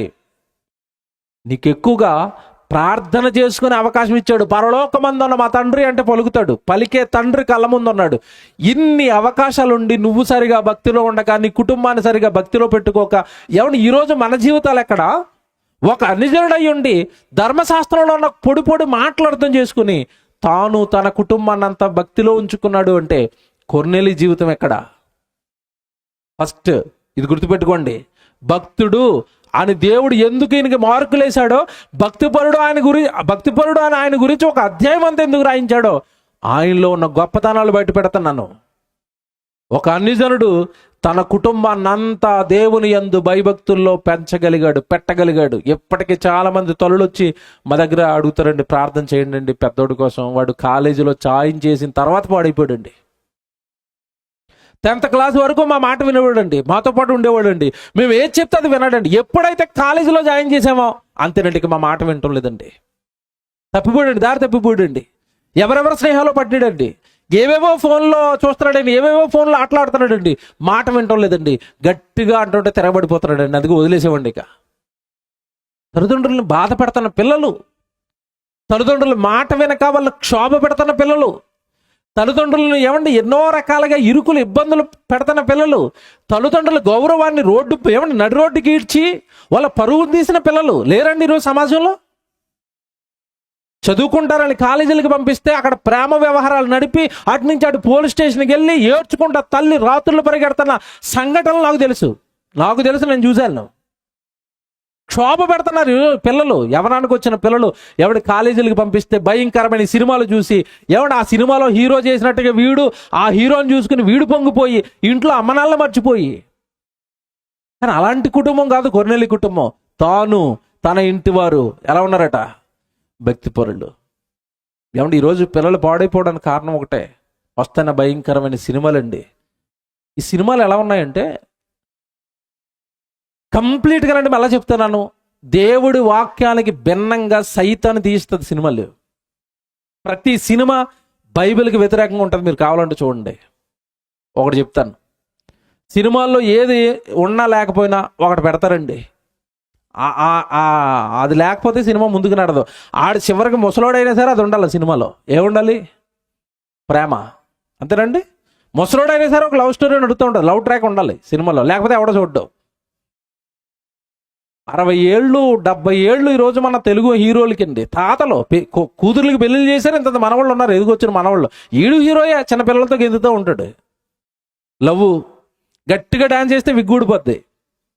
ఎక్కువ మాట్లాడే డైలాగ్ నోట్లోంచి పల్లసెట్టు బయటకు వస్తుంది. హీరో ఆడికి పాలాభిషేకం చేస్తారు. ఇల్లు తింగరోళ్ళు గట్టిగా అవయవాలన్నీ బాగున్నాయి, ఇల్లు ఆ విగ్గెట్టుకున్న వాడికి.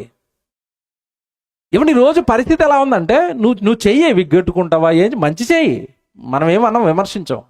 ఈరోజు పరిస్థితి ఏంటంటేనండి, బైబిలు సొసైటీకి విలువలు నేర్పిస్తుంది, నైతిక విలువలు నేర్పిస్తుంది. గౌరవించరా పెద్దవాళ్ళని, తల్లిదండ్రులను సన్మానించరా, లోబడరా అని చెప్తుంది. సొసైటీ సినిమాల ద్వారా ఏం చెప్తుందో తెలుసండి. ఈ మధ్యకాలంలో హిట్ సినిమా వచ్చింది, అది పార్ట్ 1, ఇప్పుడు పార్ట్ 2 రెడీగా ఉంది. అల్లు అర్జున్ సినిమా అండి. అందులో వాడు చెప్పిన డైలాగ్ ఏంటి తెలుసా? ఒకప్పుడు హీరోలు అంటే నీట్గా మంచిగా అందంగా దువ్వుకునండి చక్కగా ఉండేవాడు హీరో.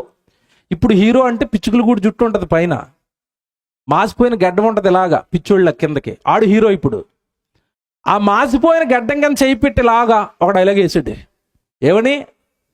తగ్గేదే లే, తగ్గడట. ఇటు అమ్మనాలు తిట్టినా తగ్గడట, వాళ్ళని తిరగబడిపోతాడట, వాళ్ళ మీదకి వెళ్ళిపోతాడట. ఎవరికి అంటే ఆ డైలాగ్ ద్వారా ఏం నేర్పాడంటే, నువ్వు తగ్గకరా, మీ అమ్మనాలని తన్ని తరివేరా, అది నేర్పాడు. తగ్గకరా, తగ్గకు నువ్వు తగ్గకో. యేసు ఏం చెప్పాడు చెప్పండి బైబిల్లో? తన్ను తాను తగ్గించుకున్నవాడు హెచ్చించబడతాడు. ఈడు సినిమాలో ఏం చెప్తాడు చెప్పండి?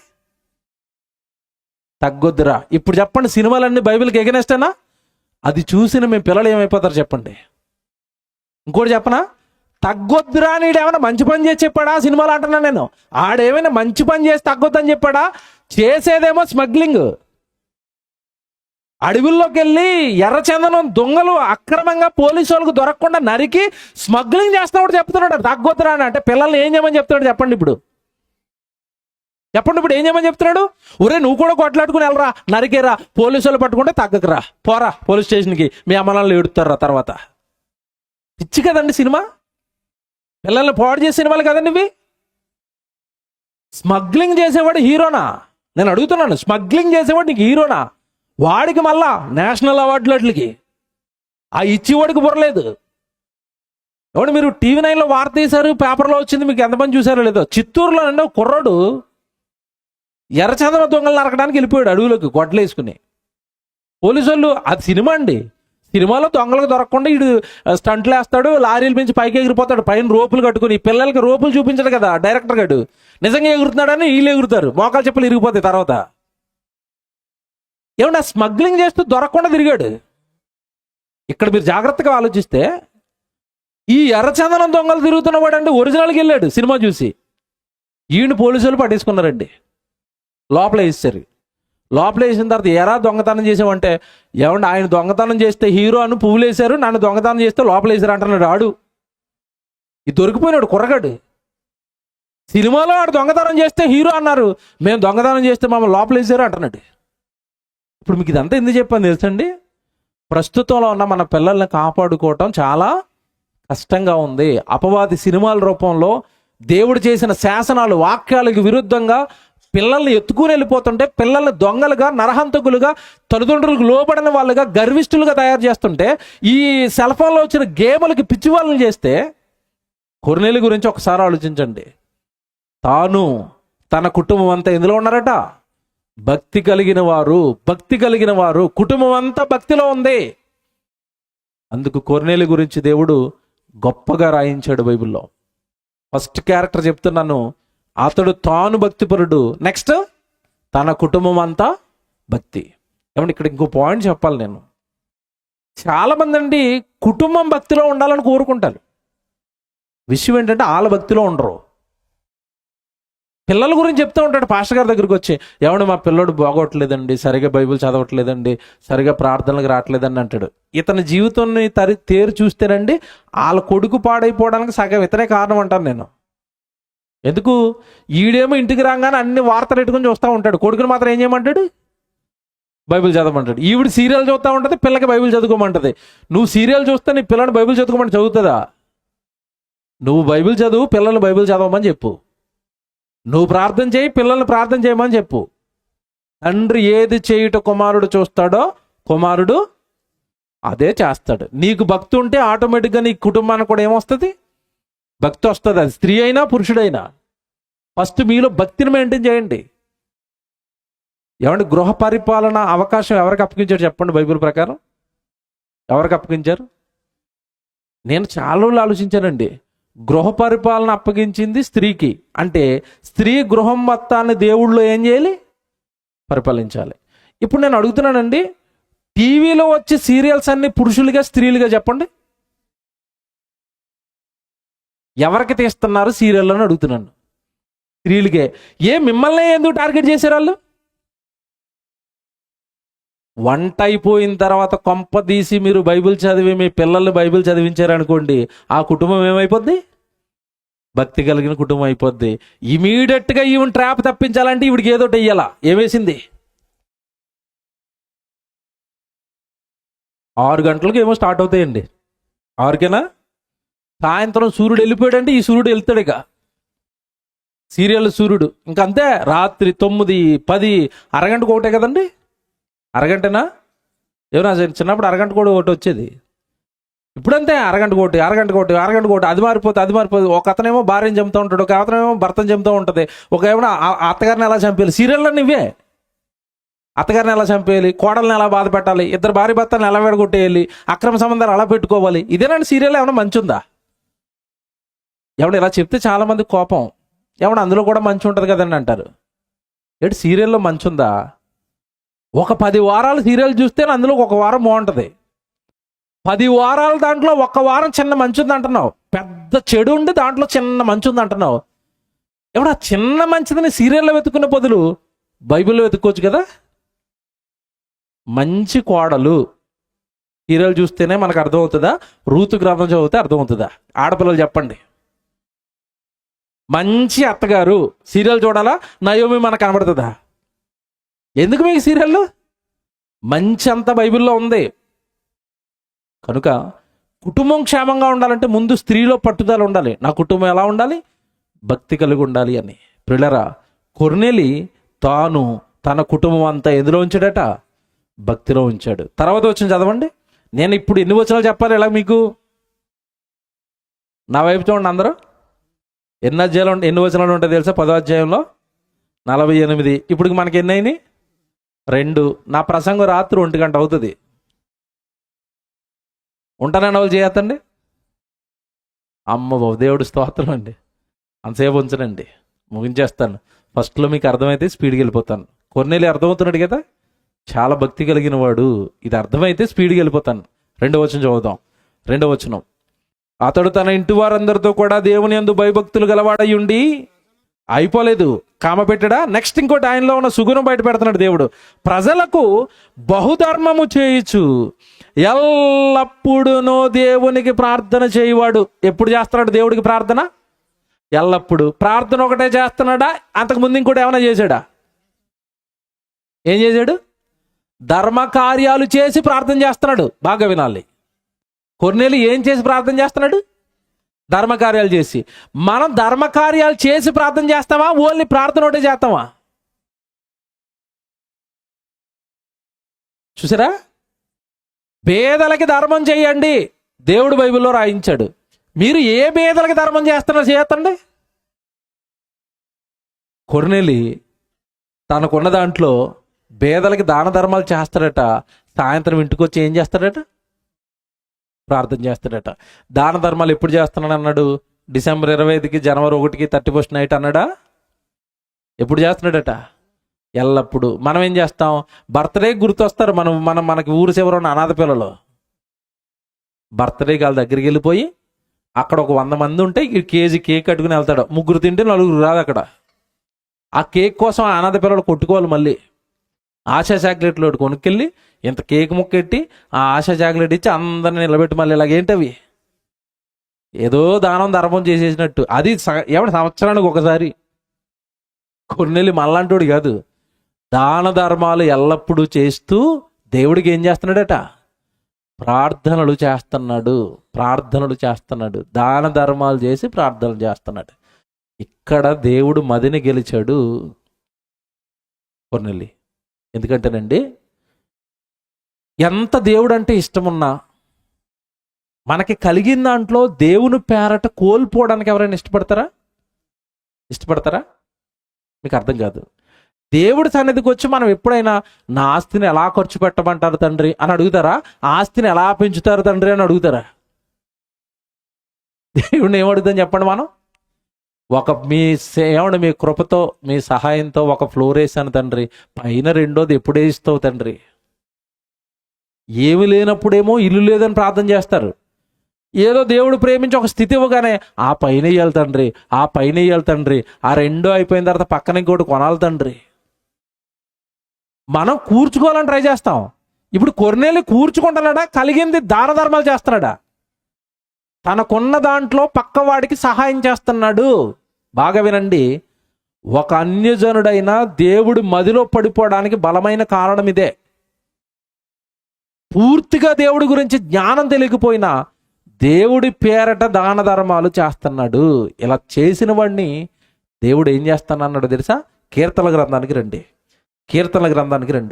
ఇక్కడ చేయి పెట్టండి. మళ్ళీ ఇదే అధ్యాయానికి రావాలి మనం. కీర్తన గ్రంథం 41వ కీర్తనకి రండి. 41వ కీర్తన మొదటి వచనం చదువుతామే. కీర్తనల గ్రంథం 41వ కీర్తన మొదటి వచనం. పేదలను కటాక్షించువాడు ధన్యుడు. ఇప్పుడు కొర్నేలు ఏం చేస్తున్నాడు? దాన ధర్మాలు, పేదలను కటాక్షిస్తున్నాడు. జాగ్రత్తగా వినండి. పేదలను కటాక్షించువాడు ధన్యుడు, ఆపత్కాలమందు యెహోవా వానిని తప్పించును. ఒకవేళ పేదలకి సహాయం చేసే గుణం కనుక నీకు వస్తేనట, నీకు ఆపదొచ్చినప్పుడట ఆయన నిన్నేం చేస్తాడట? తప్పిస్తాడట. ఇప్పుడు చెప్పండి, కొర్నేలి దాన ధర్మాలు చేస్తున్నాడు. కొర్నేలికి ఒక ఆపద ఉంది. ఏంటి ఆపద? బాప్తిస్మము లేదు, రక్షణ లేదు. రక్షణ లేనివాడు ఎక్కడ పడతాడు చెప్పండి? మరణం తర్వాత నిత్యాగ్ని దండంలో పడతాడు. కొడుకు మంచోడే, దాన ధర్మాలు చేస్తున్నాడు, కానీ ఒక ఆపద ఉంది, రక్షణ లేదు. కనుక కుమారుణ్ణి ఎలాగైనా ఏం చేయాలి? రక్షించుకోవాలి.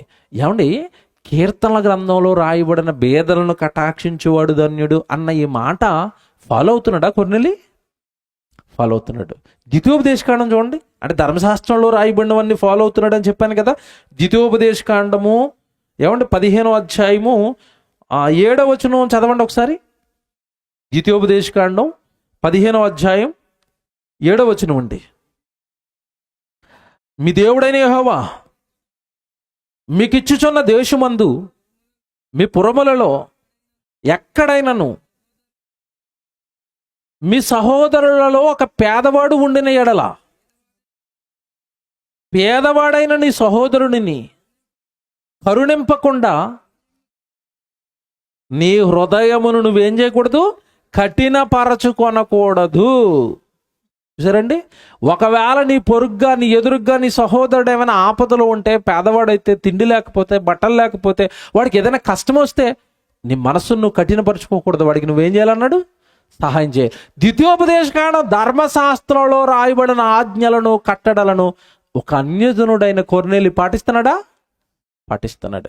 ఏమండి, ఇప్పుడు చెప్పండి, బైబిల్ మన చేతుల్లో ఉండి బైబిల్లో ఉన్నవి రక్షణ పొందుకున్న మీలో ఎంతమంది పాటిస్తున్నారు? ఎంతమందికి సహాయం చేస్తున్నారు? ఏమండి, నేను చూసి చెప్తున్నాను, ఎవరిని విమర్శించడానికి కాదు. ఇది నిజమో కాదో మీరు చెప్పండి. చాలా చర్చెస్లోనండి 31st నైటు జనవరి 1కి చీరలు పంచుతారండి. కొన్ని చర్చిల్లో నేను చూశాను. పంచడం మంచి పనే, రైటే, తప్పు కాదు అది. కానీ ఈ చర్చిలో ఉన్న పేదవాళ్ళకి చీరలు పంచుతున్నామని చెప్పి వాళ్ళు కొనే చీరలు ఎలాంటి చీరలు కొంటారు చెప్పండి? వాటికి ప్రత్యేకమైన పేరుంది, ఆడపిల్లలకు తెలుసు. షాపుకి వెళ్ళి పెట్టుబడి చీరలు అంటే ఎత్తాడు అతను. ఆ మూల కొంటాయి, ఎవడ కొండవి, వాటికే పెట్టిన పేరేంటి? పెట్టుబడి చీరలట. అంటే అవి ఓన్లీ పెట్టడానికి తప్ప కట్టుకోవడానికి పనికిరావని అర్థం. మీకు అర్థమైందా? పెట్టుబడి చీర అంటే పెట్టడానికి తప్ప కట్టుకోవడానికి పనికిరాదు. మరి ఇప్పుడు పేదలకి పంచుతానన్నవాడు నువ్వు పంచింది కట్టుకోవాలా? కట్టుకోవాలి. బైబిల్ ఏం చెప్పింది తెలుసండి? నిన్ను వలే నీ పొరుగు వానిని ప్రేమించు. నువ్వు కొనుక్కునే చీరే వాళ్ళు కొనాలి. నిజంగా వాళ్ళ మీద నీకు ప్రేమ ఉంటే.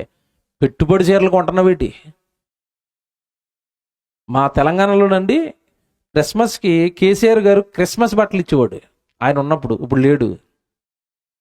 ఈ క్రైస్తవులు అందరూ క్రిస్మస్ బట్టలకి ఎగబడిపోయేవారండి, చీరలకినే ప్యాంట్ షర్ట్కినే. విచిత్రం ఏంటనుకున్నారు? ఆయన ఇచ్చినవి ఎవరో కట్టుకోవడానికి పనిచేయవు. అలా ఉంటాయి ఆ రంగులు కానీ ఆ బట్ట కానీ. ఎవడు దానం ధర్మం చేసేటప్పుడు మంచిది ఇవ్వరాదు, వాడు కట్టుకునేది ఇవ్వరాదు, వాడు ఒక రోజైనా ఆనందపడేది ఇవ్వరాదు. చాలామంది పులిహోర పట్లలో పంచుతారు, అందులో చట్నీ ఉండదు, పెరుగు ఉండదు, ఉట్టి పులిహోర. ఆ పులిహోర కూడా రేషన్ బియ్యం కొని వండుతారు ఇంత లావు. ఆ ప్యాకెట్ వండి తినమంటే తినడం.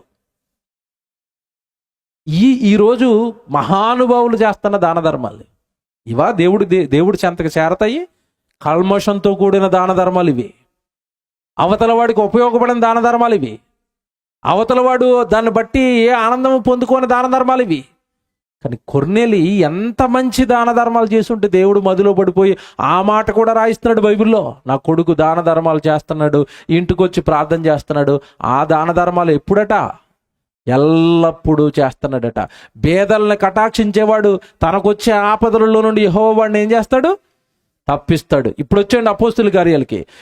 ఎప్పుడైతే ఇలా బేదలకు ధర్మాలు చేస్తున్నాడో, దానాలు చేస్తున్నాడో కొర్నేలి జీవితం బాగా నచ్చిందండి. తర్వాత చదువుకుంటే వెళ్ళిపోతాను నేను, ఇక టైం అయిపోయింది కదా. మీకు అక్కడ రాయబడింది, మీరు చదువుకోవాలి తర్వాత. వెంటనే అక్కడ జరిగింది ఏంటంటే, దేవుడు కొర్నేలిని రక్షించాలనుకుని దూతను పంపించాడు. పగటి వేళ దూత వచ్చింది. దూత వచ్చి కొర్నేలితో మాట్లాడుతుంది. ఏమని మాట్లాడుతుందో తెలుసా? ఆ మాట ఒకటి చదువు ఎంత ఆనందాన్ని ఇస్తుంది అంటే, 10వ అధ్యాయానికి రండి. అపోస్తలుల కార్యాలు 10వ అధ్యాయం 4వ వచనం. అతడు 4వ వచనం 3వ వచనం అండి, క్షమించండి, 3వ వచనం. పగలు ఇంచుమించు 3 గంటల వేళ దేవుని దూత అతని యొద్దకు వచ్చి కొర్నేలి అని పిలుచుట దర్శనమందు తేటగా అతనికి కనపడెను. అతడు దూత వైపు తేరు చూచి భయపడి, ప్రభువా ఏమని అడిగను? అందుకు దూత, నీ ప్రార్థనలను నీ ధర్మకార్యములను దేవుని సన్నిధికి జ్ఞాపకార్థముగా చేరినవి. ఏం చేరాయట దేవుడి సన్నిధికి? నీ ప్రార్థనలను, నెక్స్ట్ నీ ధర్మకార్యములను దేవుడి సన్నిధికి చేరిపోయాయి. ఎంత మంచి ధర్మం చేసి ఉంటే ఆ ధర్మం దేవుడి సన్నిధికి చేరిపోయిందండి. కొర్నేలి ఏమనుకుంటున్నారు మీరు? మనం ప్రార్థన ఒకటే చేస్తాం. మనకు కలిగిన దాంట్లో ఎవరికైనా సాయం చేశారు ఎప్పుడైనా? గుండెల మీద చేసుకుని ఆలోచించండి. సంఘంలో నాతో పాటు కూర్చుంటున్న పేద సహోదరుడికి నేను ఎప్పుడైనా మనస్ఫూర్తిగా ఇది కొన్నానండి, ఇది ఇచ్చానండి, మీరు ఎవరికైనా సాక్ష్యం ఉందా? మిమ్మల్ని మీరు విమర్శించుకోండి. ఎప్పుడైనా మీరు సహాయం చేశారా? లేనివాడికి ఎప్పుడైనా పెట్టారా? పిల్లరా, పెట్టడంలో వచ్చే ఆనందం అండి, ఆ పెట్టిన తర్వాత పొందుకుంటున్న వాళ్ళు వచ్చే సంతోషం, నిజంగా చెప్తున్నాను సభాముఖంగా, అది అనుభవించిన వాడికి అర్థమవుతుంది. అనుభవించాలి. మీరు దాన్ని అనుభవించడం ప్రారంభించండి. ఎందుకంటే బైబిల్లో ఒక మాట ఉంటుంది, పుచ్చుకొనుట కంటే ఇచ్చుట శ్రేష్టం. ధన్యత పుచ్చుకోవటం కాదండి, ఇవ్వటంలో ఉంటుందండి. ఇచ్చినవాడు గొప్పవాడు. మనం అడగక మునిపి మనకి ఇంత పెద్ద అందమైన సృష్టి ఇచ్చిన దేవుడు గొప్పవాడు. మన కోసం ప్రాణం ఇచ్చిన యేసుక్రీస్తుల వారు గొప్పవాడు. నువ్వు ఏమిచ్చి గొప్పవాడు అవుతావు? దేవుడు నీకు అర్థమైతే ఏమిస్తున్నావు నువ్వు? పిల్లరా, ఈ కోవకు చెందినవాడు కొర్నేలి చిన్నోడేం కాదు, దాన ధర్మాలు ఇచ్చేసాడట. తనకు కలిగింది చాలా మందికి. ఇవన్నీ దేవుడి సన్నిధికి చేరిపోయాట. అప్పుడు దూత అంటుంది, నాయన, ఇంత గొప్పవాడవైన నిన్ను, నీ కుటుంబాన్ని దేవుడు రక్షించాలనుకుంటున్నాడు. భయంకరమైన నిత్యాగ్ని దండానికి నువ్వు నీ కుటుంబం వెళ్ళిపోకుండా కాపాడాలనుకుంటున్నాడు. మరి ఏం చేయాలయ్యా? సీమోన్ అనే చర్మకారుని ఎంట పేతురు అనే ఒక ఆయన దిగున్నాడు, సేవకుడు, దైవజనుడు. నువ్వు అర్జెంటుగా నీ సైనికులు పంపించి పేతురు గారిని పిలిపించుకో అన్నాడు. ఓకే అన్నాడు. ఇక్కడ ఆశ్చర్యపోయే సంగతి ఏంటంటే, నేను కొర్నేలి జీవితాన్ని ధ్యానిస్తున్నప్పుడు అండి, తాను భక్తిపరుడు అని మనం చదువుకున్నాం. ఇతను పోస్ట్ ఏమని చెప్పాను ప్రారంభంలో ఇందాక? ఇతను ఏం పోస్టు? శతాధిపతి, ఒక డిఎస్పి ర్యాంక్ ఆఫీసర్ అనేసరికి ఇతనికి కాపలా పెడతారు. మళ్ళీ పెద్ద పెద్ద ఆఫీసర్ల చుట్టూ కాపలా ఉంటారు. మీకు తెలుసో లేదో, ఒక డ్రైవర్ ఉంటాడు, ఒక గన్మెన్ ఉంటాడు, వాళ్ళని కాపాడడానికి. అలాగే ఈ శతాధిపతి దగ్గర సైనికులు ఉండేవారు ఈయన కాపాడడానికి. ఏమంటే వాళ్ళు రోజు ఇంట్లో ఉండేసరికండి, అతని కాపలాగా వాళ్ళు ఉండేసరికండి, కుటుంబాన్ని ఎలాగైతే భక్తిపరులుగా మార్చేశాడో తన దగ్గర పని చేస్తున్న సైనికుడిని కూడా భక్తిపరుడుగా మార్చేశాడు. మామూలుడు అనుకుంటున్నారా కొర్నేలి? కింద చదువుతారా? అలా మీరు చదువుకుంటూ వచ్చేస్తే 6వ వచనం చదవండి, 7వ వచనం అండి. అతనితో మాట్లాడిన దూత వెళ్ళిన పిమ్మట తన ఇంటి పనివారిలో 2 తన యొద్ద ఎల్లప్పుడూ కనిపెట్టుకుని వారిలో భక్తిపరుడొక ఒక సైనికుడిని పిలిచి, సైనికుల్లో కూడా ఏముందట? భక్తి. ఎలాగొచ్చింది ఈ సైనికుల్లోకి భక్తి? తన ఇంటున్నారు వీళ్ళిద్దరూ. ఎప్పుడు? ఎక్కడా? కొర్నేలి ఎంటుంటే కొర్నేలి భక్తిపరుడు, కొర్నేలి ఎంటున్న కుటుంబం అంతా భక్తిపరులు, ఆ ఇంట్లో పనిచేస్తున్న సైనికుడు కూడా ఎలా మరపడు? ఇప్పుడు నేను ఫిదా అయిపోయానండి కొర్నేలిని చూసి. పని చేస్తున్న వాళ్ళని కూడా భక్తిపరులుగా మార్చాడండి. అంటే ఇక్కడ మీరు బాగా ఆలోచిస్తే పట్టుకోవాల్సిన విషయం ఏంటంటే, సువార్త 2 రకాలుగా చేయొచ్చు. ఒకటి, ఇగో నేను ప్రకటిస్తున్నాను కదా, మాట ద్వారా సువార్త చేయొచ్చు. రెండోది, అత్యంత ప్రభావితమైనది, ఎక్కువ మందిని మార్చే ఇంకో సువార్త ఏంటో తెలుసండి? బ్రతుకును చూపించి మార్చటం, జీవితాన్నే సువార్తగా మార్చటం. జీవితంలో దేవుడి వాక్యాలు పాటించి, ఇదిగో నేను దేవుడి కోసం బ్రతుకుతున్నాను, మీరు బ్రతకండి అని బ్రతుకు ద్వారా మార్చొచ్చు. అలా ఈరోజు కొన్ని కోట్ల మందిని యేసుక్రీస్తుల వారు మార్చారు అంటే కొన్ని కోట్ల మందికి సువార్త చెప్పి కాదు, ఆయన బ్రతుకును చూపించి మార్చేశాడు. యేసుక్రీస్తు అనగానే ప్రేమమయుడు అండి, నమ్మని వాడు కూడా అంటాడు ఈరోజు. అంటున్నాడు, మీ యేసుప్రభు చాలా గొప్పవాడండి, చాలా మంచివాడండి, ఆయనలో ఉన్నంత క్షమాగుణాలు ఎవరిలోనూ లేవండి. అది సువార్త ద్వారా చూపించాడా వాళ్ళకి? బ్రతుకు ద్వారా చూపించాడా? బ్రతుకు ద్వారా. తనను చంపుతున్న వాళ్ళని సైతం సిలువలో ఏమన్నాడు? తండ్రి, వీరు ఏమి చేయుచున్నారో వీరు ఎరగరు కనుక వీరు నువ్వేం చేయాలి? క్షమించు. అది సువార్త చెప్పి మార్చాడా? ఏమన్నా బ్రతుకుతో మార్చాడా? బ్రతుకుతో. కొర్నేలి కూడా అలాంటోడే. దాన ధర్మాలు చేస్తూ ప్రార్థనలు చేస్తుంటే పక్కనే ఉన్న సైనికుడు ఆశ్చర్యపోయాడు. ఎంత భక్తిపరుడండి, ఎంత యథార్థవంతుడండి మా బాస్. అదే సాక్ష్యం ఇస్తాడు. ఈ సైనికులు మళ్ళా ఈయన తీసుకుని రావడానికి వెళ్తారు. పేతురు గారిని తీసుకుని వెళ్ళడానికి వెళ్ళినప్పుడు అండి, ఆ పేతురు గారితో ఈ సైనికులు ఇచ్చిన సాక్ష్యం అదే. మేము చేస్తున్న మా యజమానుడు చాలా గొప్పవాడండి, చాలా నీతిమంతుడండి, చాలా యథార్థవంతుడండి, తప్పు చేయడండి, పాపాలు చేయడండి, నేరాలు చేయడండి, ఎవరిది దోచుకోడండి, ఆ అధికారంలో ఉండి కూడా ఎవరిని బెదిరించడండి, దాన ధర్మాలు చేస్తాడండి. మా బాస్ చాలా మంచోడండి, మా బాస్ మిమ్మల్ని పిలవమని మిమ్మల్ని తీసుకురమ్మని పంపించాడండి, మీరు తప్పనిసరిగా మా ఇంటికి రావాలండి. సైనికులు వెళ్ళి పేతురు గారిని తీసుకుని వచ్చారు. పిల్లరా, కొర్నేలి జీవితాన్ని డెప్త్లో లోతుగా ఆలోచిస్తుంటే ఆయన స్వభావాలు బయటకు వస్తున్నాయి. అందుకే ఆయన గురించి దేవుడిచ్చిన సాక్ష్యం ఏంటి? కొర్నేలి భక్తిపరుడు.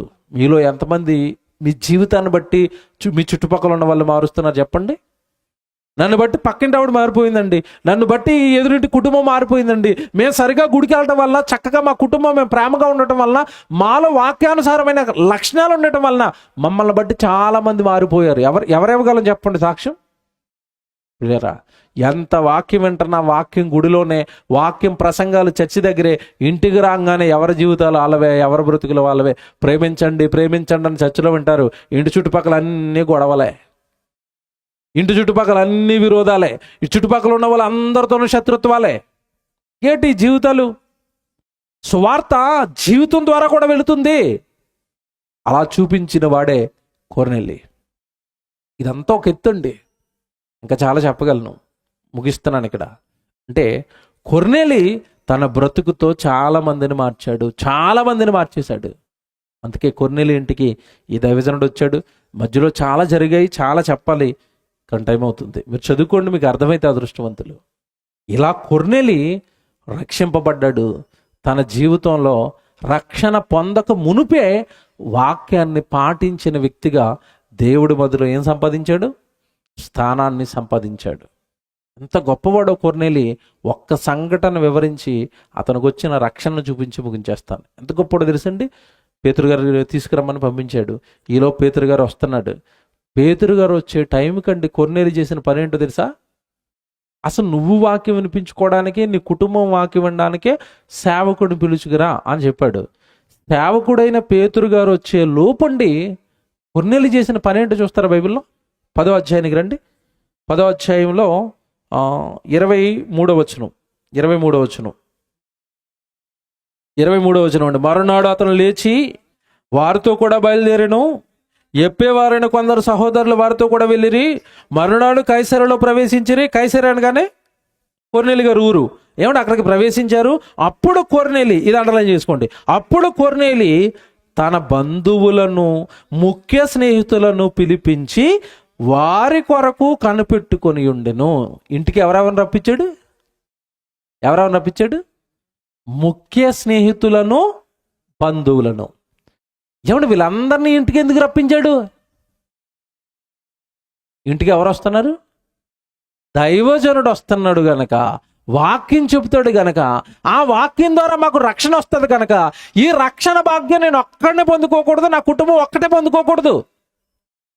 ఈ రక్షణ భాగ్యం నా స్నేహితులకు కావాలి, ఈ రక్షణ భాగ్యం నా బంధువులకు కావాలి. ఇప్పుడు చెప్పండి, కొర్నేలు గురించి ఎందుకు భక్తిపడు అన్నాడు దేవుడు? ఈ సభలు జరుగుతున్నాయని మీ అందరికీ తెలుసు కదా.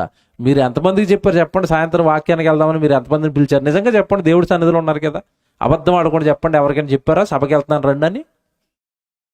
అబద్ధం ఆడారు అనుకుంటే రేపు మాటలు రావు. ఎవరితో చెప్పారు చెప్పండి? మనం ఎవరికి చెప్పమండి, మనకే 4 సార్లు ఫోన్ చేయాల, గుడికి వెళ్దాం రండి, గుడికి వెళ్దాం రండి, ప్రార్థన పెడుతున్నారు రండి, ప్రార్థన పెడుతున్నారు. మనకి 4 సార్లు చెప్తే కానీ మనకి సోయి ఉండదు. కానీ ఆయనట దైవజనుడు ఇంటికి వస్తున్నాడని మొత్తం ముఖ్య స్నేహితులను, అతని బంధువులందరినీ పిలిపించాడట. వాక్యం దగ్గరికి అందరినీ నడిపించాలి.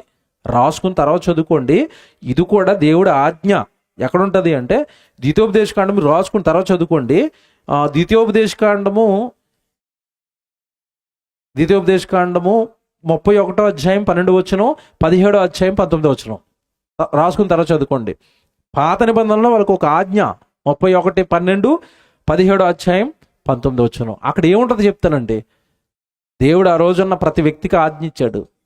నీవు దేవుడు వాక్యాన్ని, దేవుడు జ్ఞానాన్ని పురుషులకు, స్త్రీలకు, పిల్లలకు, పరదేశులకు అందరికీ వాక్యం వినిపించాలి, అందరికీ దేవుడు జ్ఞానం నేర్పించాలి, అందరికీ దేవుడు మాటలు చెప్పాలని ఎక్కడో పాత నిబంధనలు ఇచ్చిన ఆజ్ఞనండి పాటిస్తున్నాడు కొర్నేలి.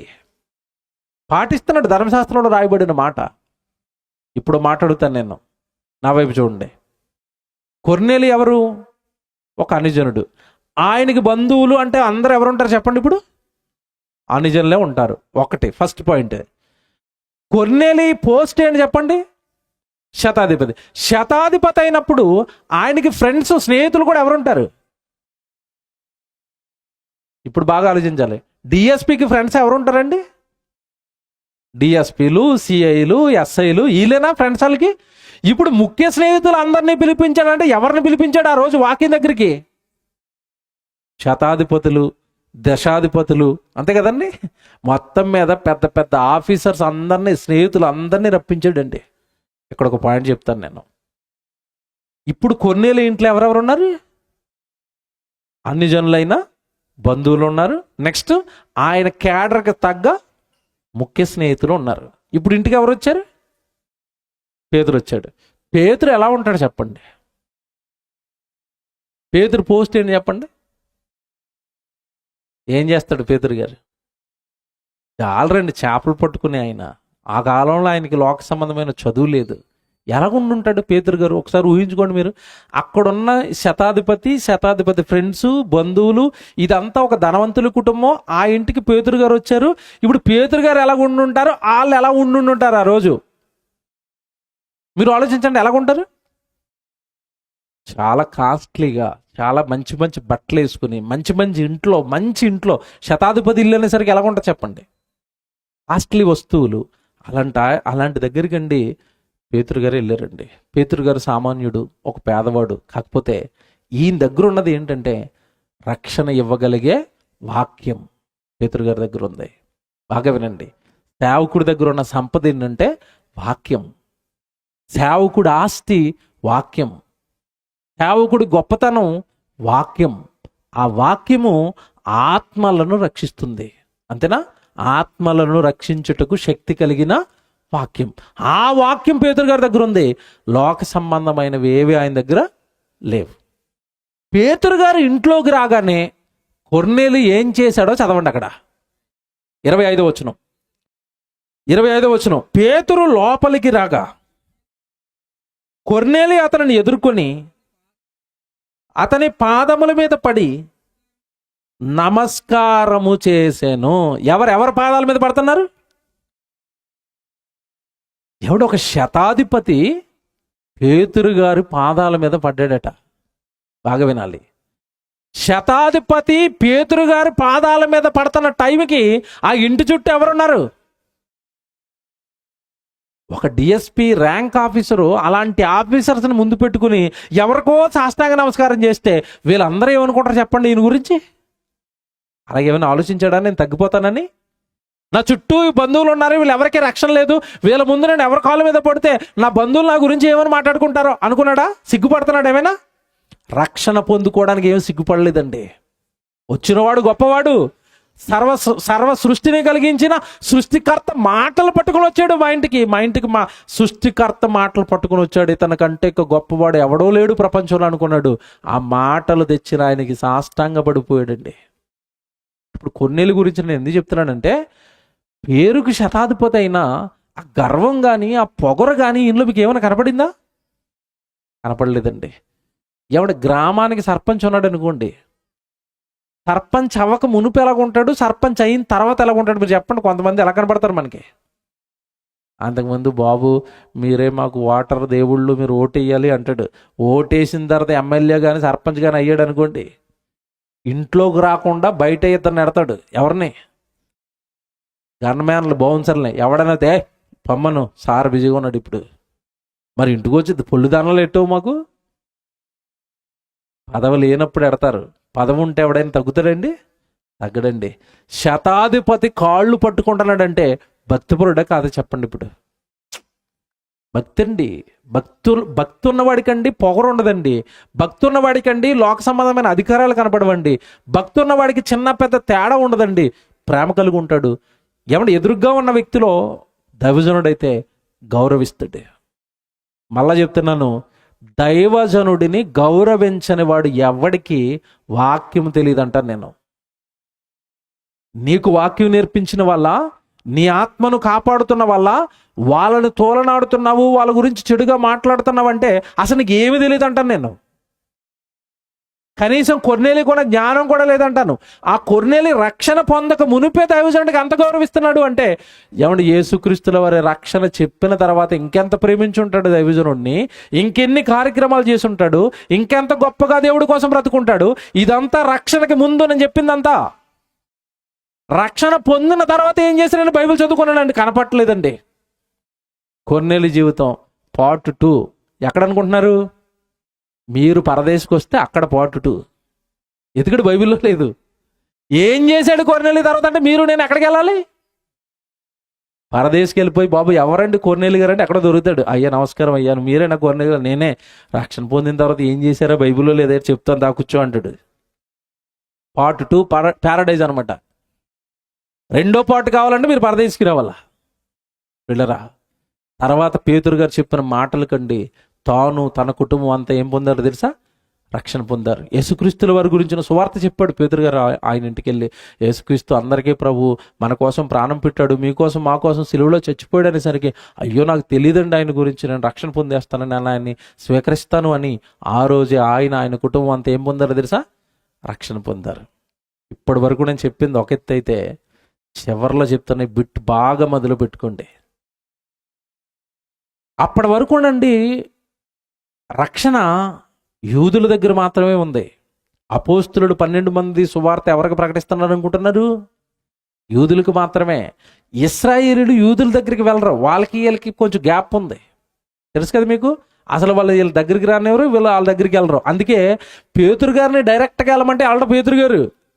అందుకే ఈయనకు ఒక దర్శనం ఇచ్చి అపవిత్రమైన జంతువులు దర్శనంలో చూపించి అవి తినమని చెప్తే ఈయనకి ఏం అర్థం కాలేదు. అప్పుడు కొర్నేలి ఇంటి దగ్గర నుంచి కబురు వస్తే అప్పుడు అర్థమైంది, ఆహా దేవుడు అన్ని జనులకు కూడా రక్షణ ఇవ్వబోతున్నాడు కనుక నన్ను ఎక్కడికి వెళ్ళమంటున్నాడు?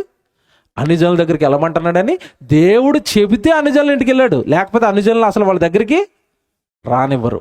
ఇప్పుడు కొర్నేలి అనిజనుడు, కొర్నేలి అంటున్న బంధువులు అనిజనుడు, కొర్నేలి ఇంటికి వచ్చిన ఆ ముఖ్య స్నేహితులు అందరూ అనిజనులు. జాగ్రత్తగా వినండి. పేతురు గారు వాక్యం చెబుతున్నప్పుడే వాళ్ళందరి మీదకి ఎవరు దిగారో తెలుసా? పరిశుద్ధాత్మ దేవుడు దిగాడు. ఎవరెవరి మీదకి పరిశుద్ధాత్మ దేవుడు దిగాడో వాళ్ళందరికీ పేతురు గారి తర్వాత ఏమిచ్చాడు తెలుసా? బాప్తిస్మాలు ఇచ్చాడు. ఇప్పుడు చెప్తున్నాను అసలు విషయం. అన్యజనులు దేవుని ఇంటిలోనికి, బాగా వినాలి, అన్యజనులు దేవుని ఇల్లైన సంఘములోనికి ప్రవేశించింది కొర్నేలి గారి ఇంట్లోనే. అన్యజనులు సంఘములోనికి ప్రవేశం జరిగింది కొర్నేలి ఎంట. అంటే పాత నిబంధనలు యెషయా గ్రంథం 2వ అధ్యాయం 2వ వచనం, అన్యజనులు అనేక మంది నా ఇంట్లోనికి, నా సంఘంలోనికి ప్రవాహం వచ్చినట్లుగా వచ్చేస్తారని దేవుడు ప్రవక్తల ద్వారా కలలు కన్న సంఘటన, దేవుడు ప్రవక్తల ద్వారా కలలు కన్న పరిస్థితి, అనుజనులు నా సంఘంలోనికి వస్తారన్న ఆ ప్రవచన నెరవేర్పు ఎవరింట్లో జరిగింది చెప్పండి? కొర్నేలి ఇంట్లో. చిన్న భాగ్యం అండి అది.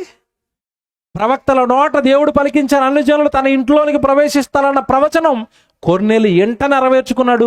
కొర్నేలి గారి ద్వారా నెరవేర్చుకున్నాడు దేవుడు. ఎంత గొప్పవాడండి కొర్నేలి.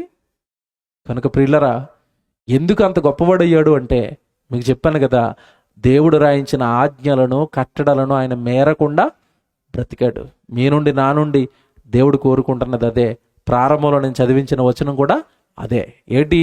ఆయన కట్టడలను, దేవుని యందు భయభక్తులు కలిగి ఉండి ఆయన కట్టడలను విధులను అనుసరించి బ్రతుకుటయే మానవ కోటికి దేవుడు విధించిన విధి. అలా బ్రతికిన కొర్నేలి గురించి మీకు చెప్పాను. మీరు, నేను, మనమంతా కూడా అలా బ్రతకాలి అనే కొర్నేలి జీవితాన్ని మన బైబిల్లో రాయించాడు. ఈరోజు ఈ గ్రామంలో ఈ సభ పెట్టి కన్వీనర్ల కష్టార్జితాన్ని ఖర్చు పెట్టి దేవుడు మీతో ఈ మాటలు చెప్పించాడు. కొర్నేలిలో బ్రతుకుదాం, దేవుడి మదిలో స్థానాన్ని సంపాదిద్దాం, మనల్ని, మన కుటుంబాలని రక్షించుకుందాం, పరదేశికి, పరలోకానికి మనం అంతా వెళ్ళిపోదాం.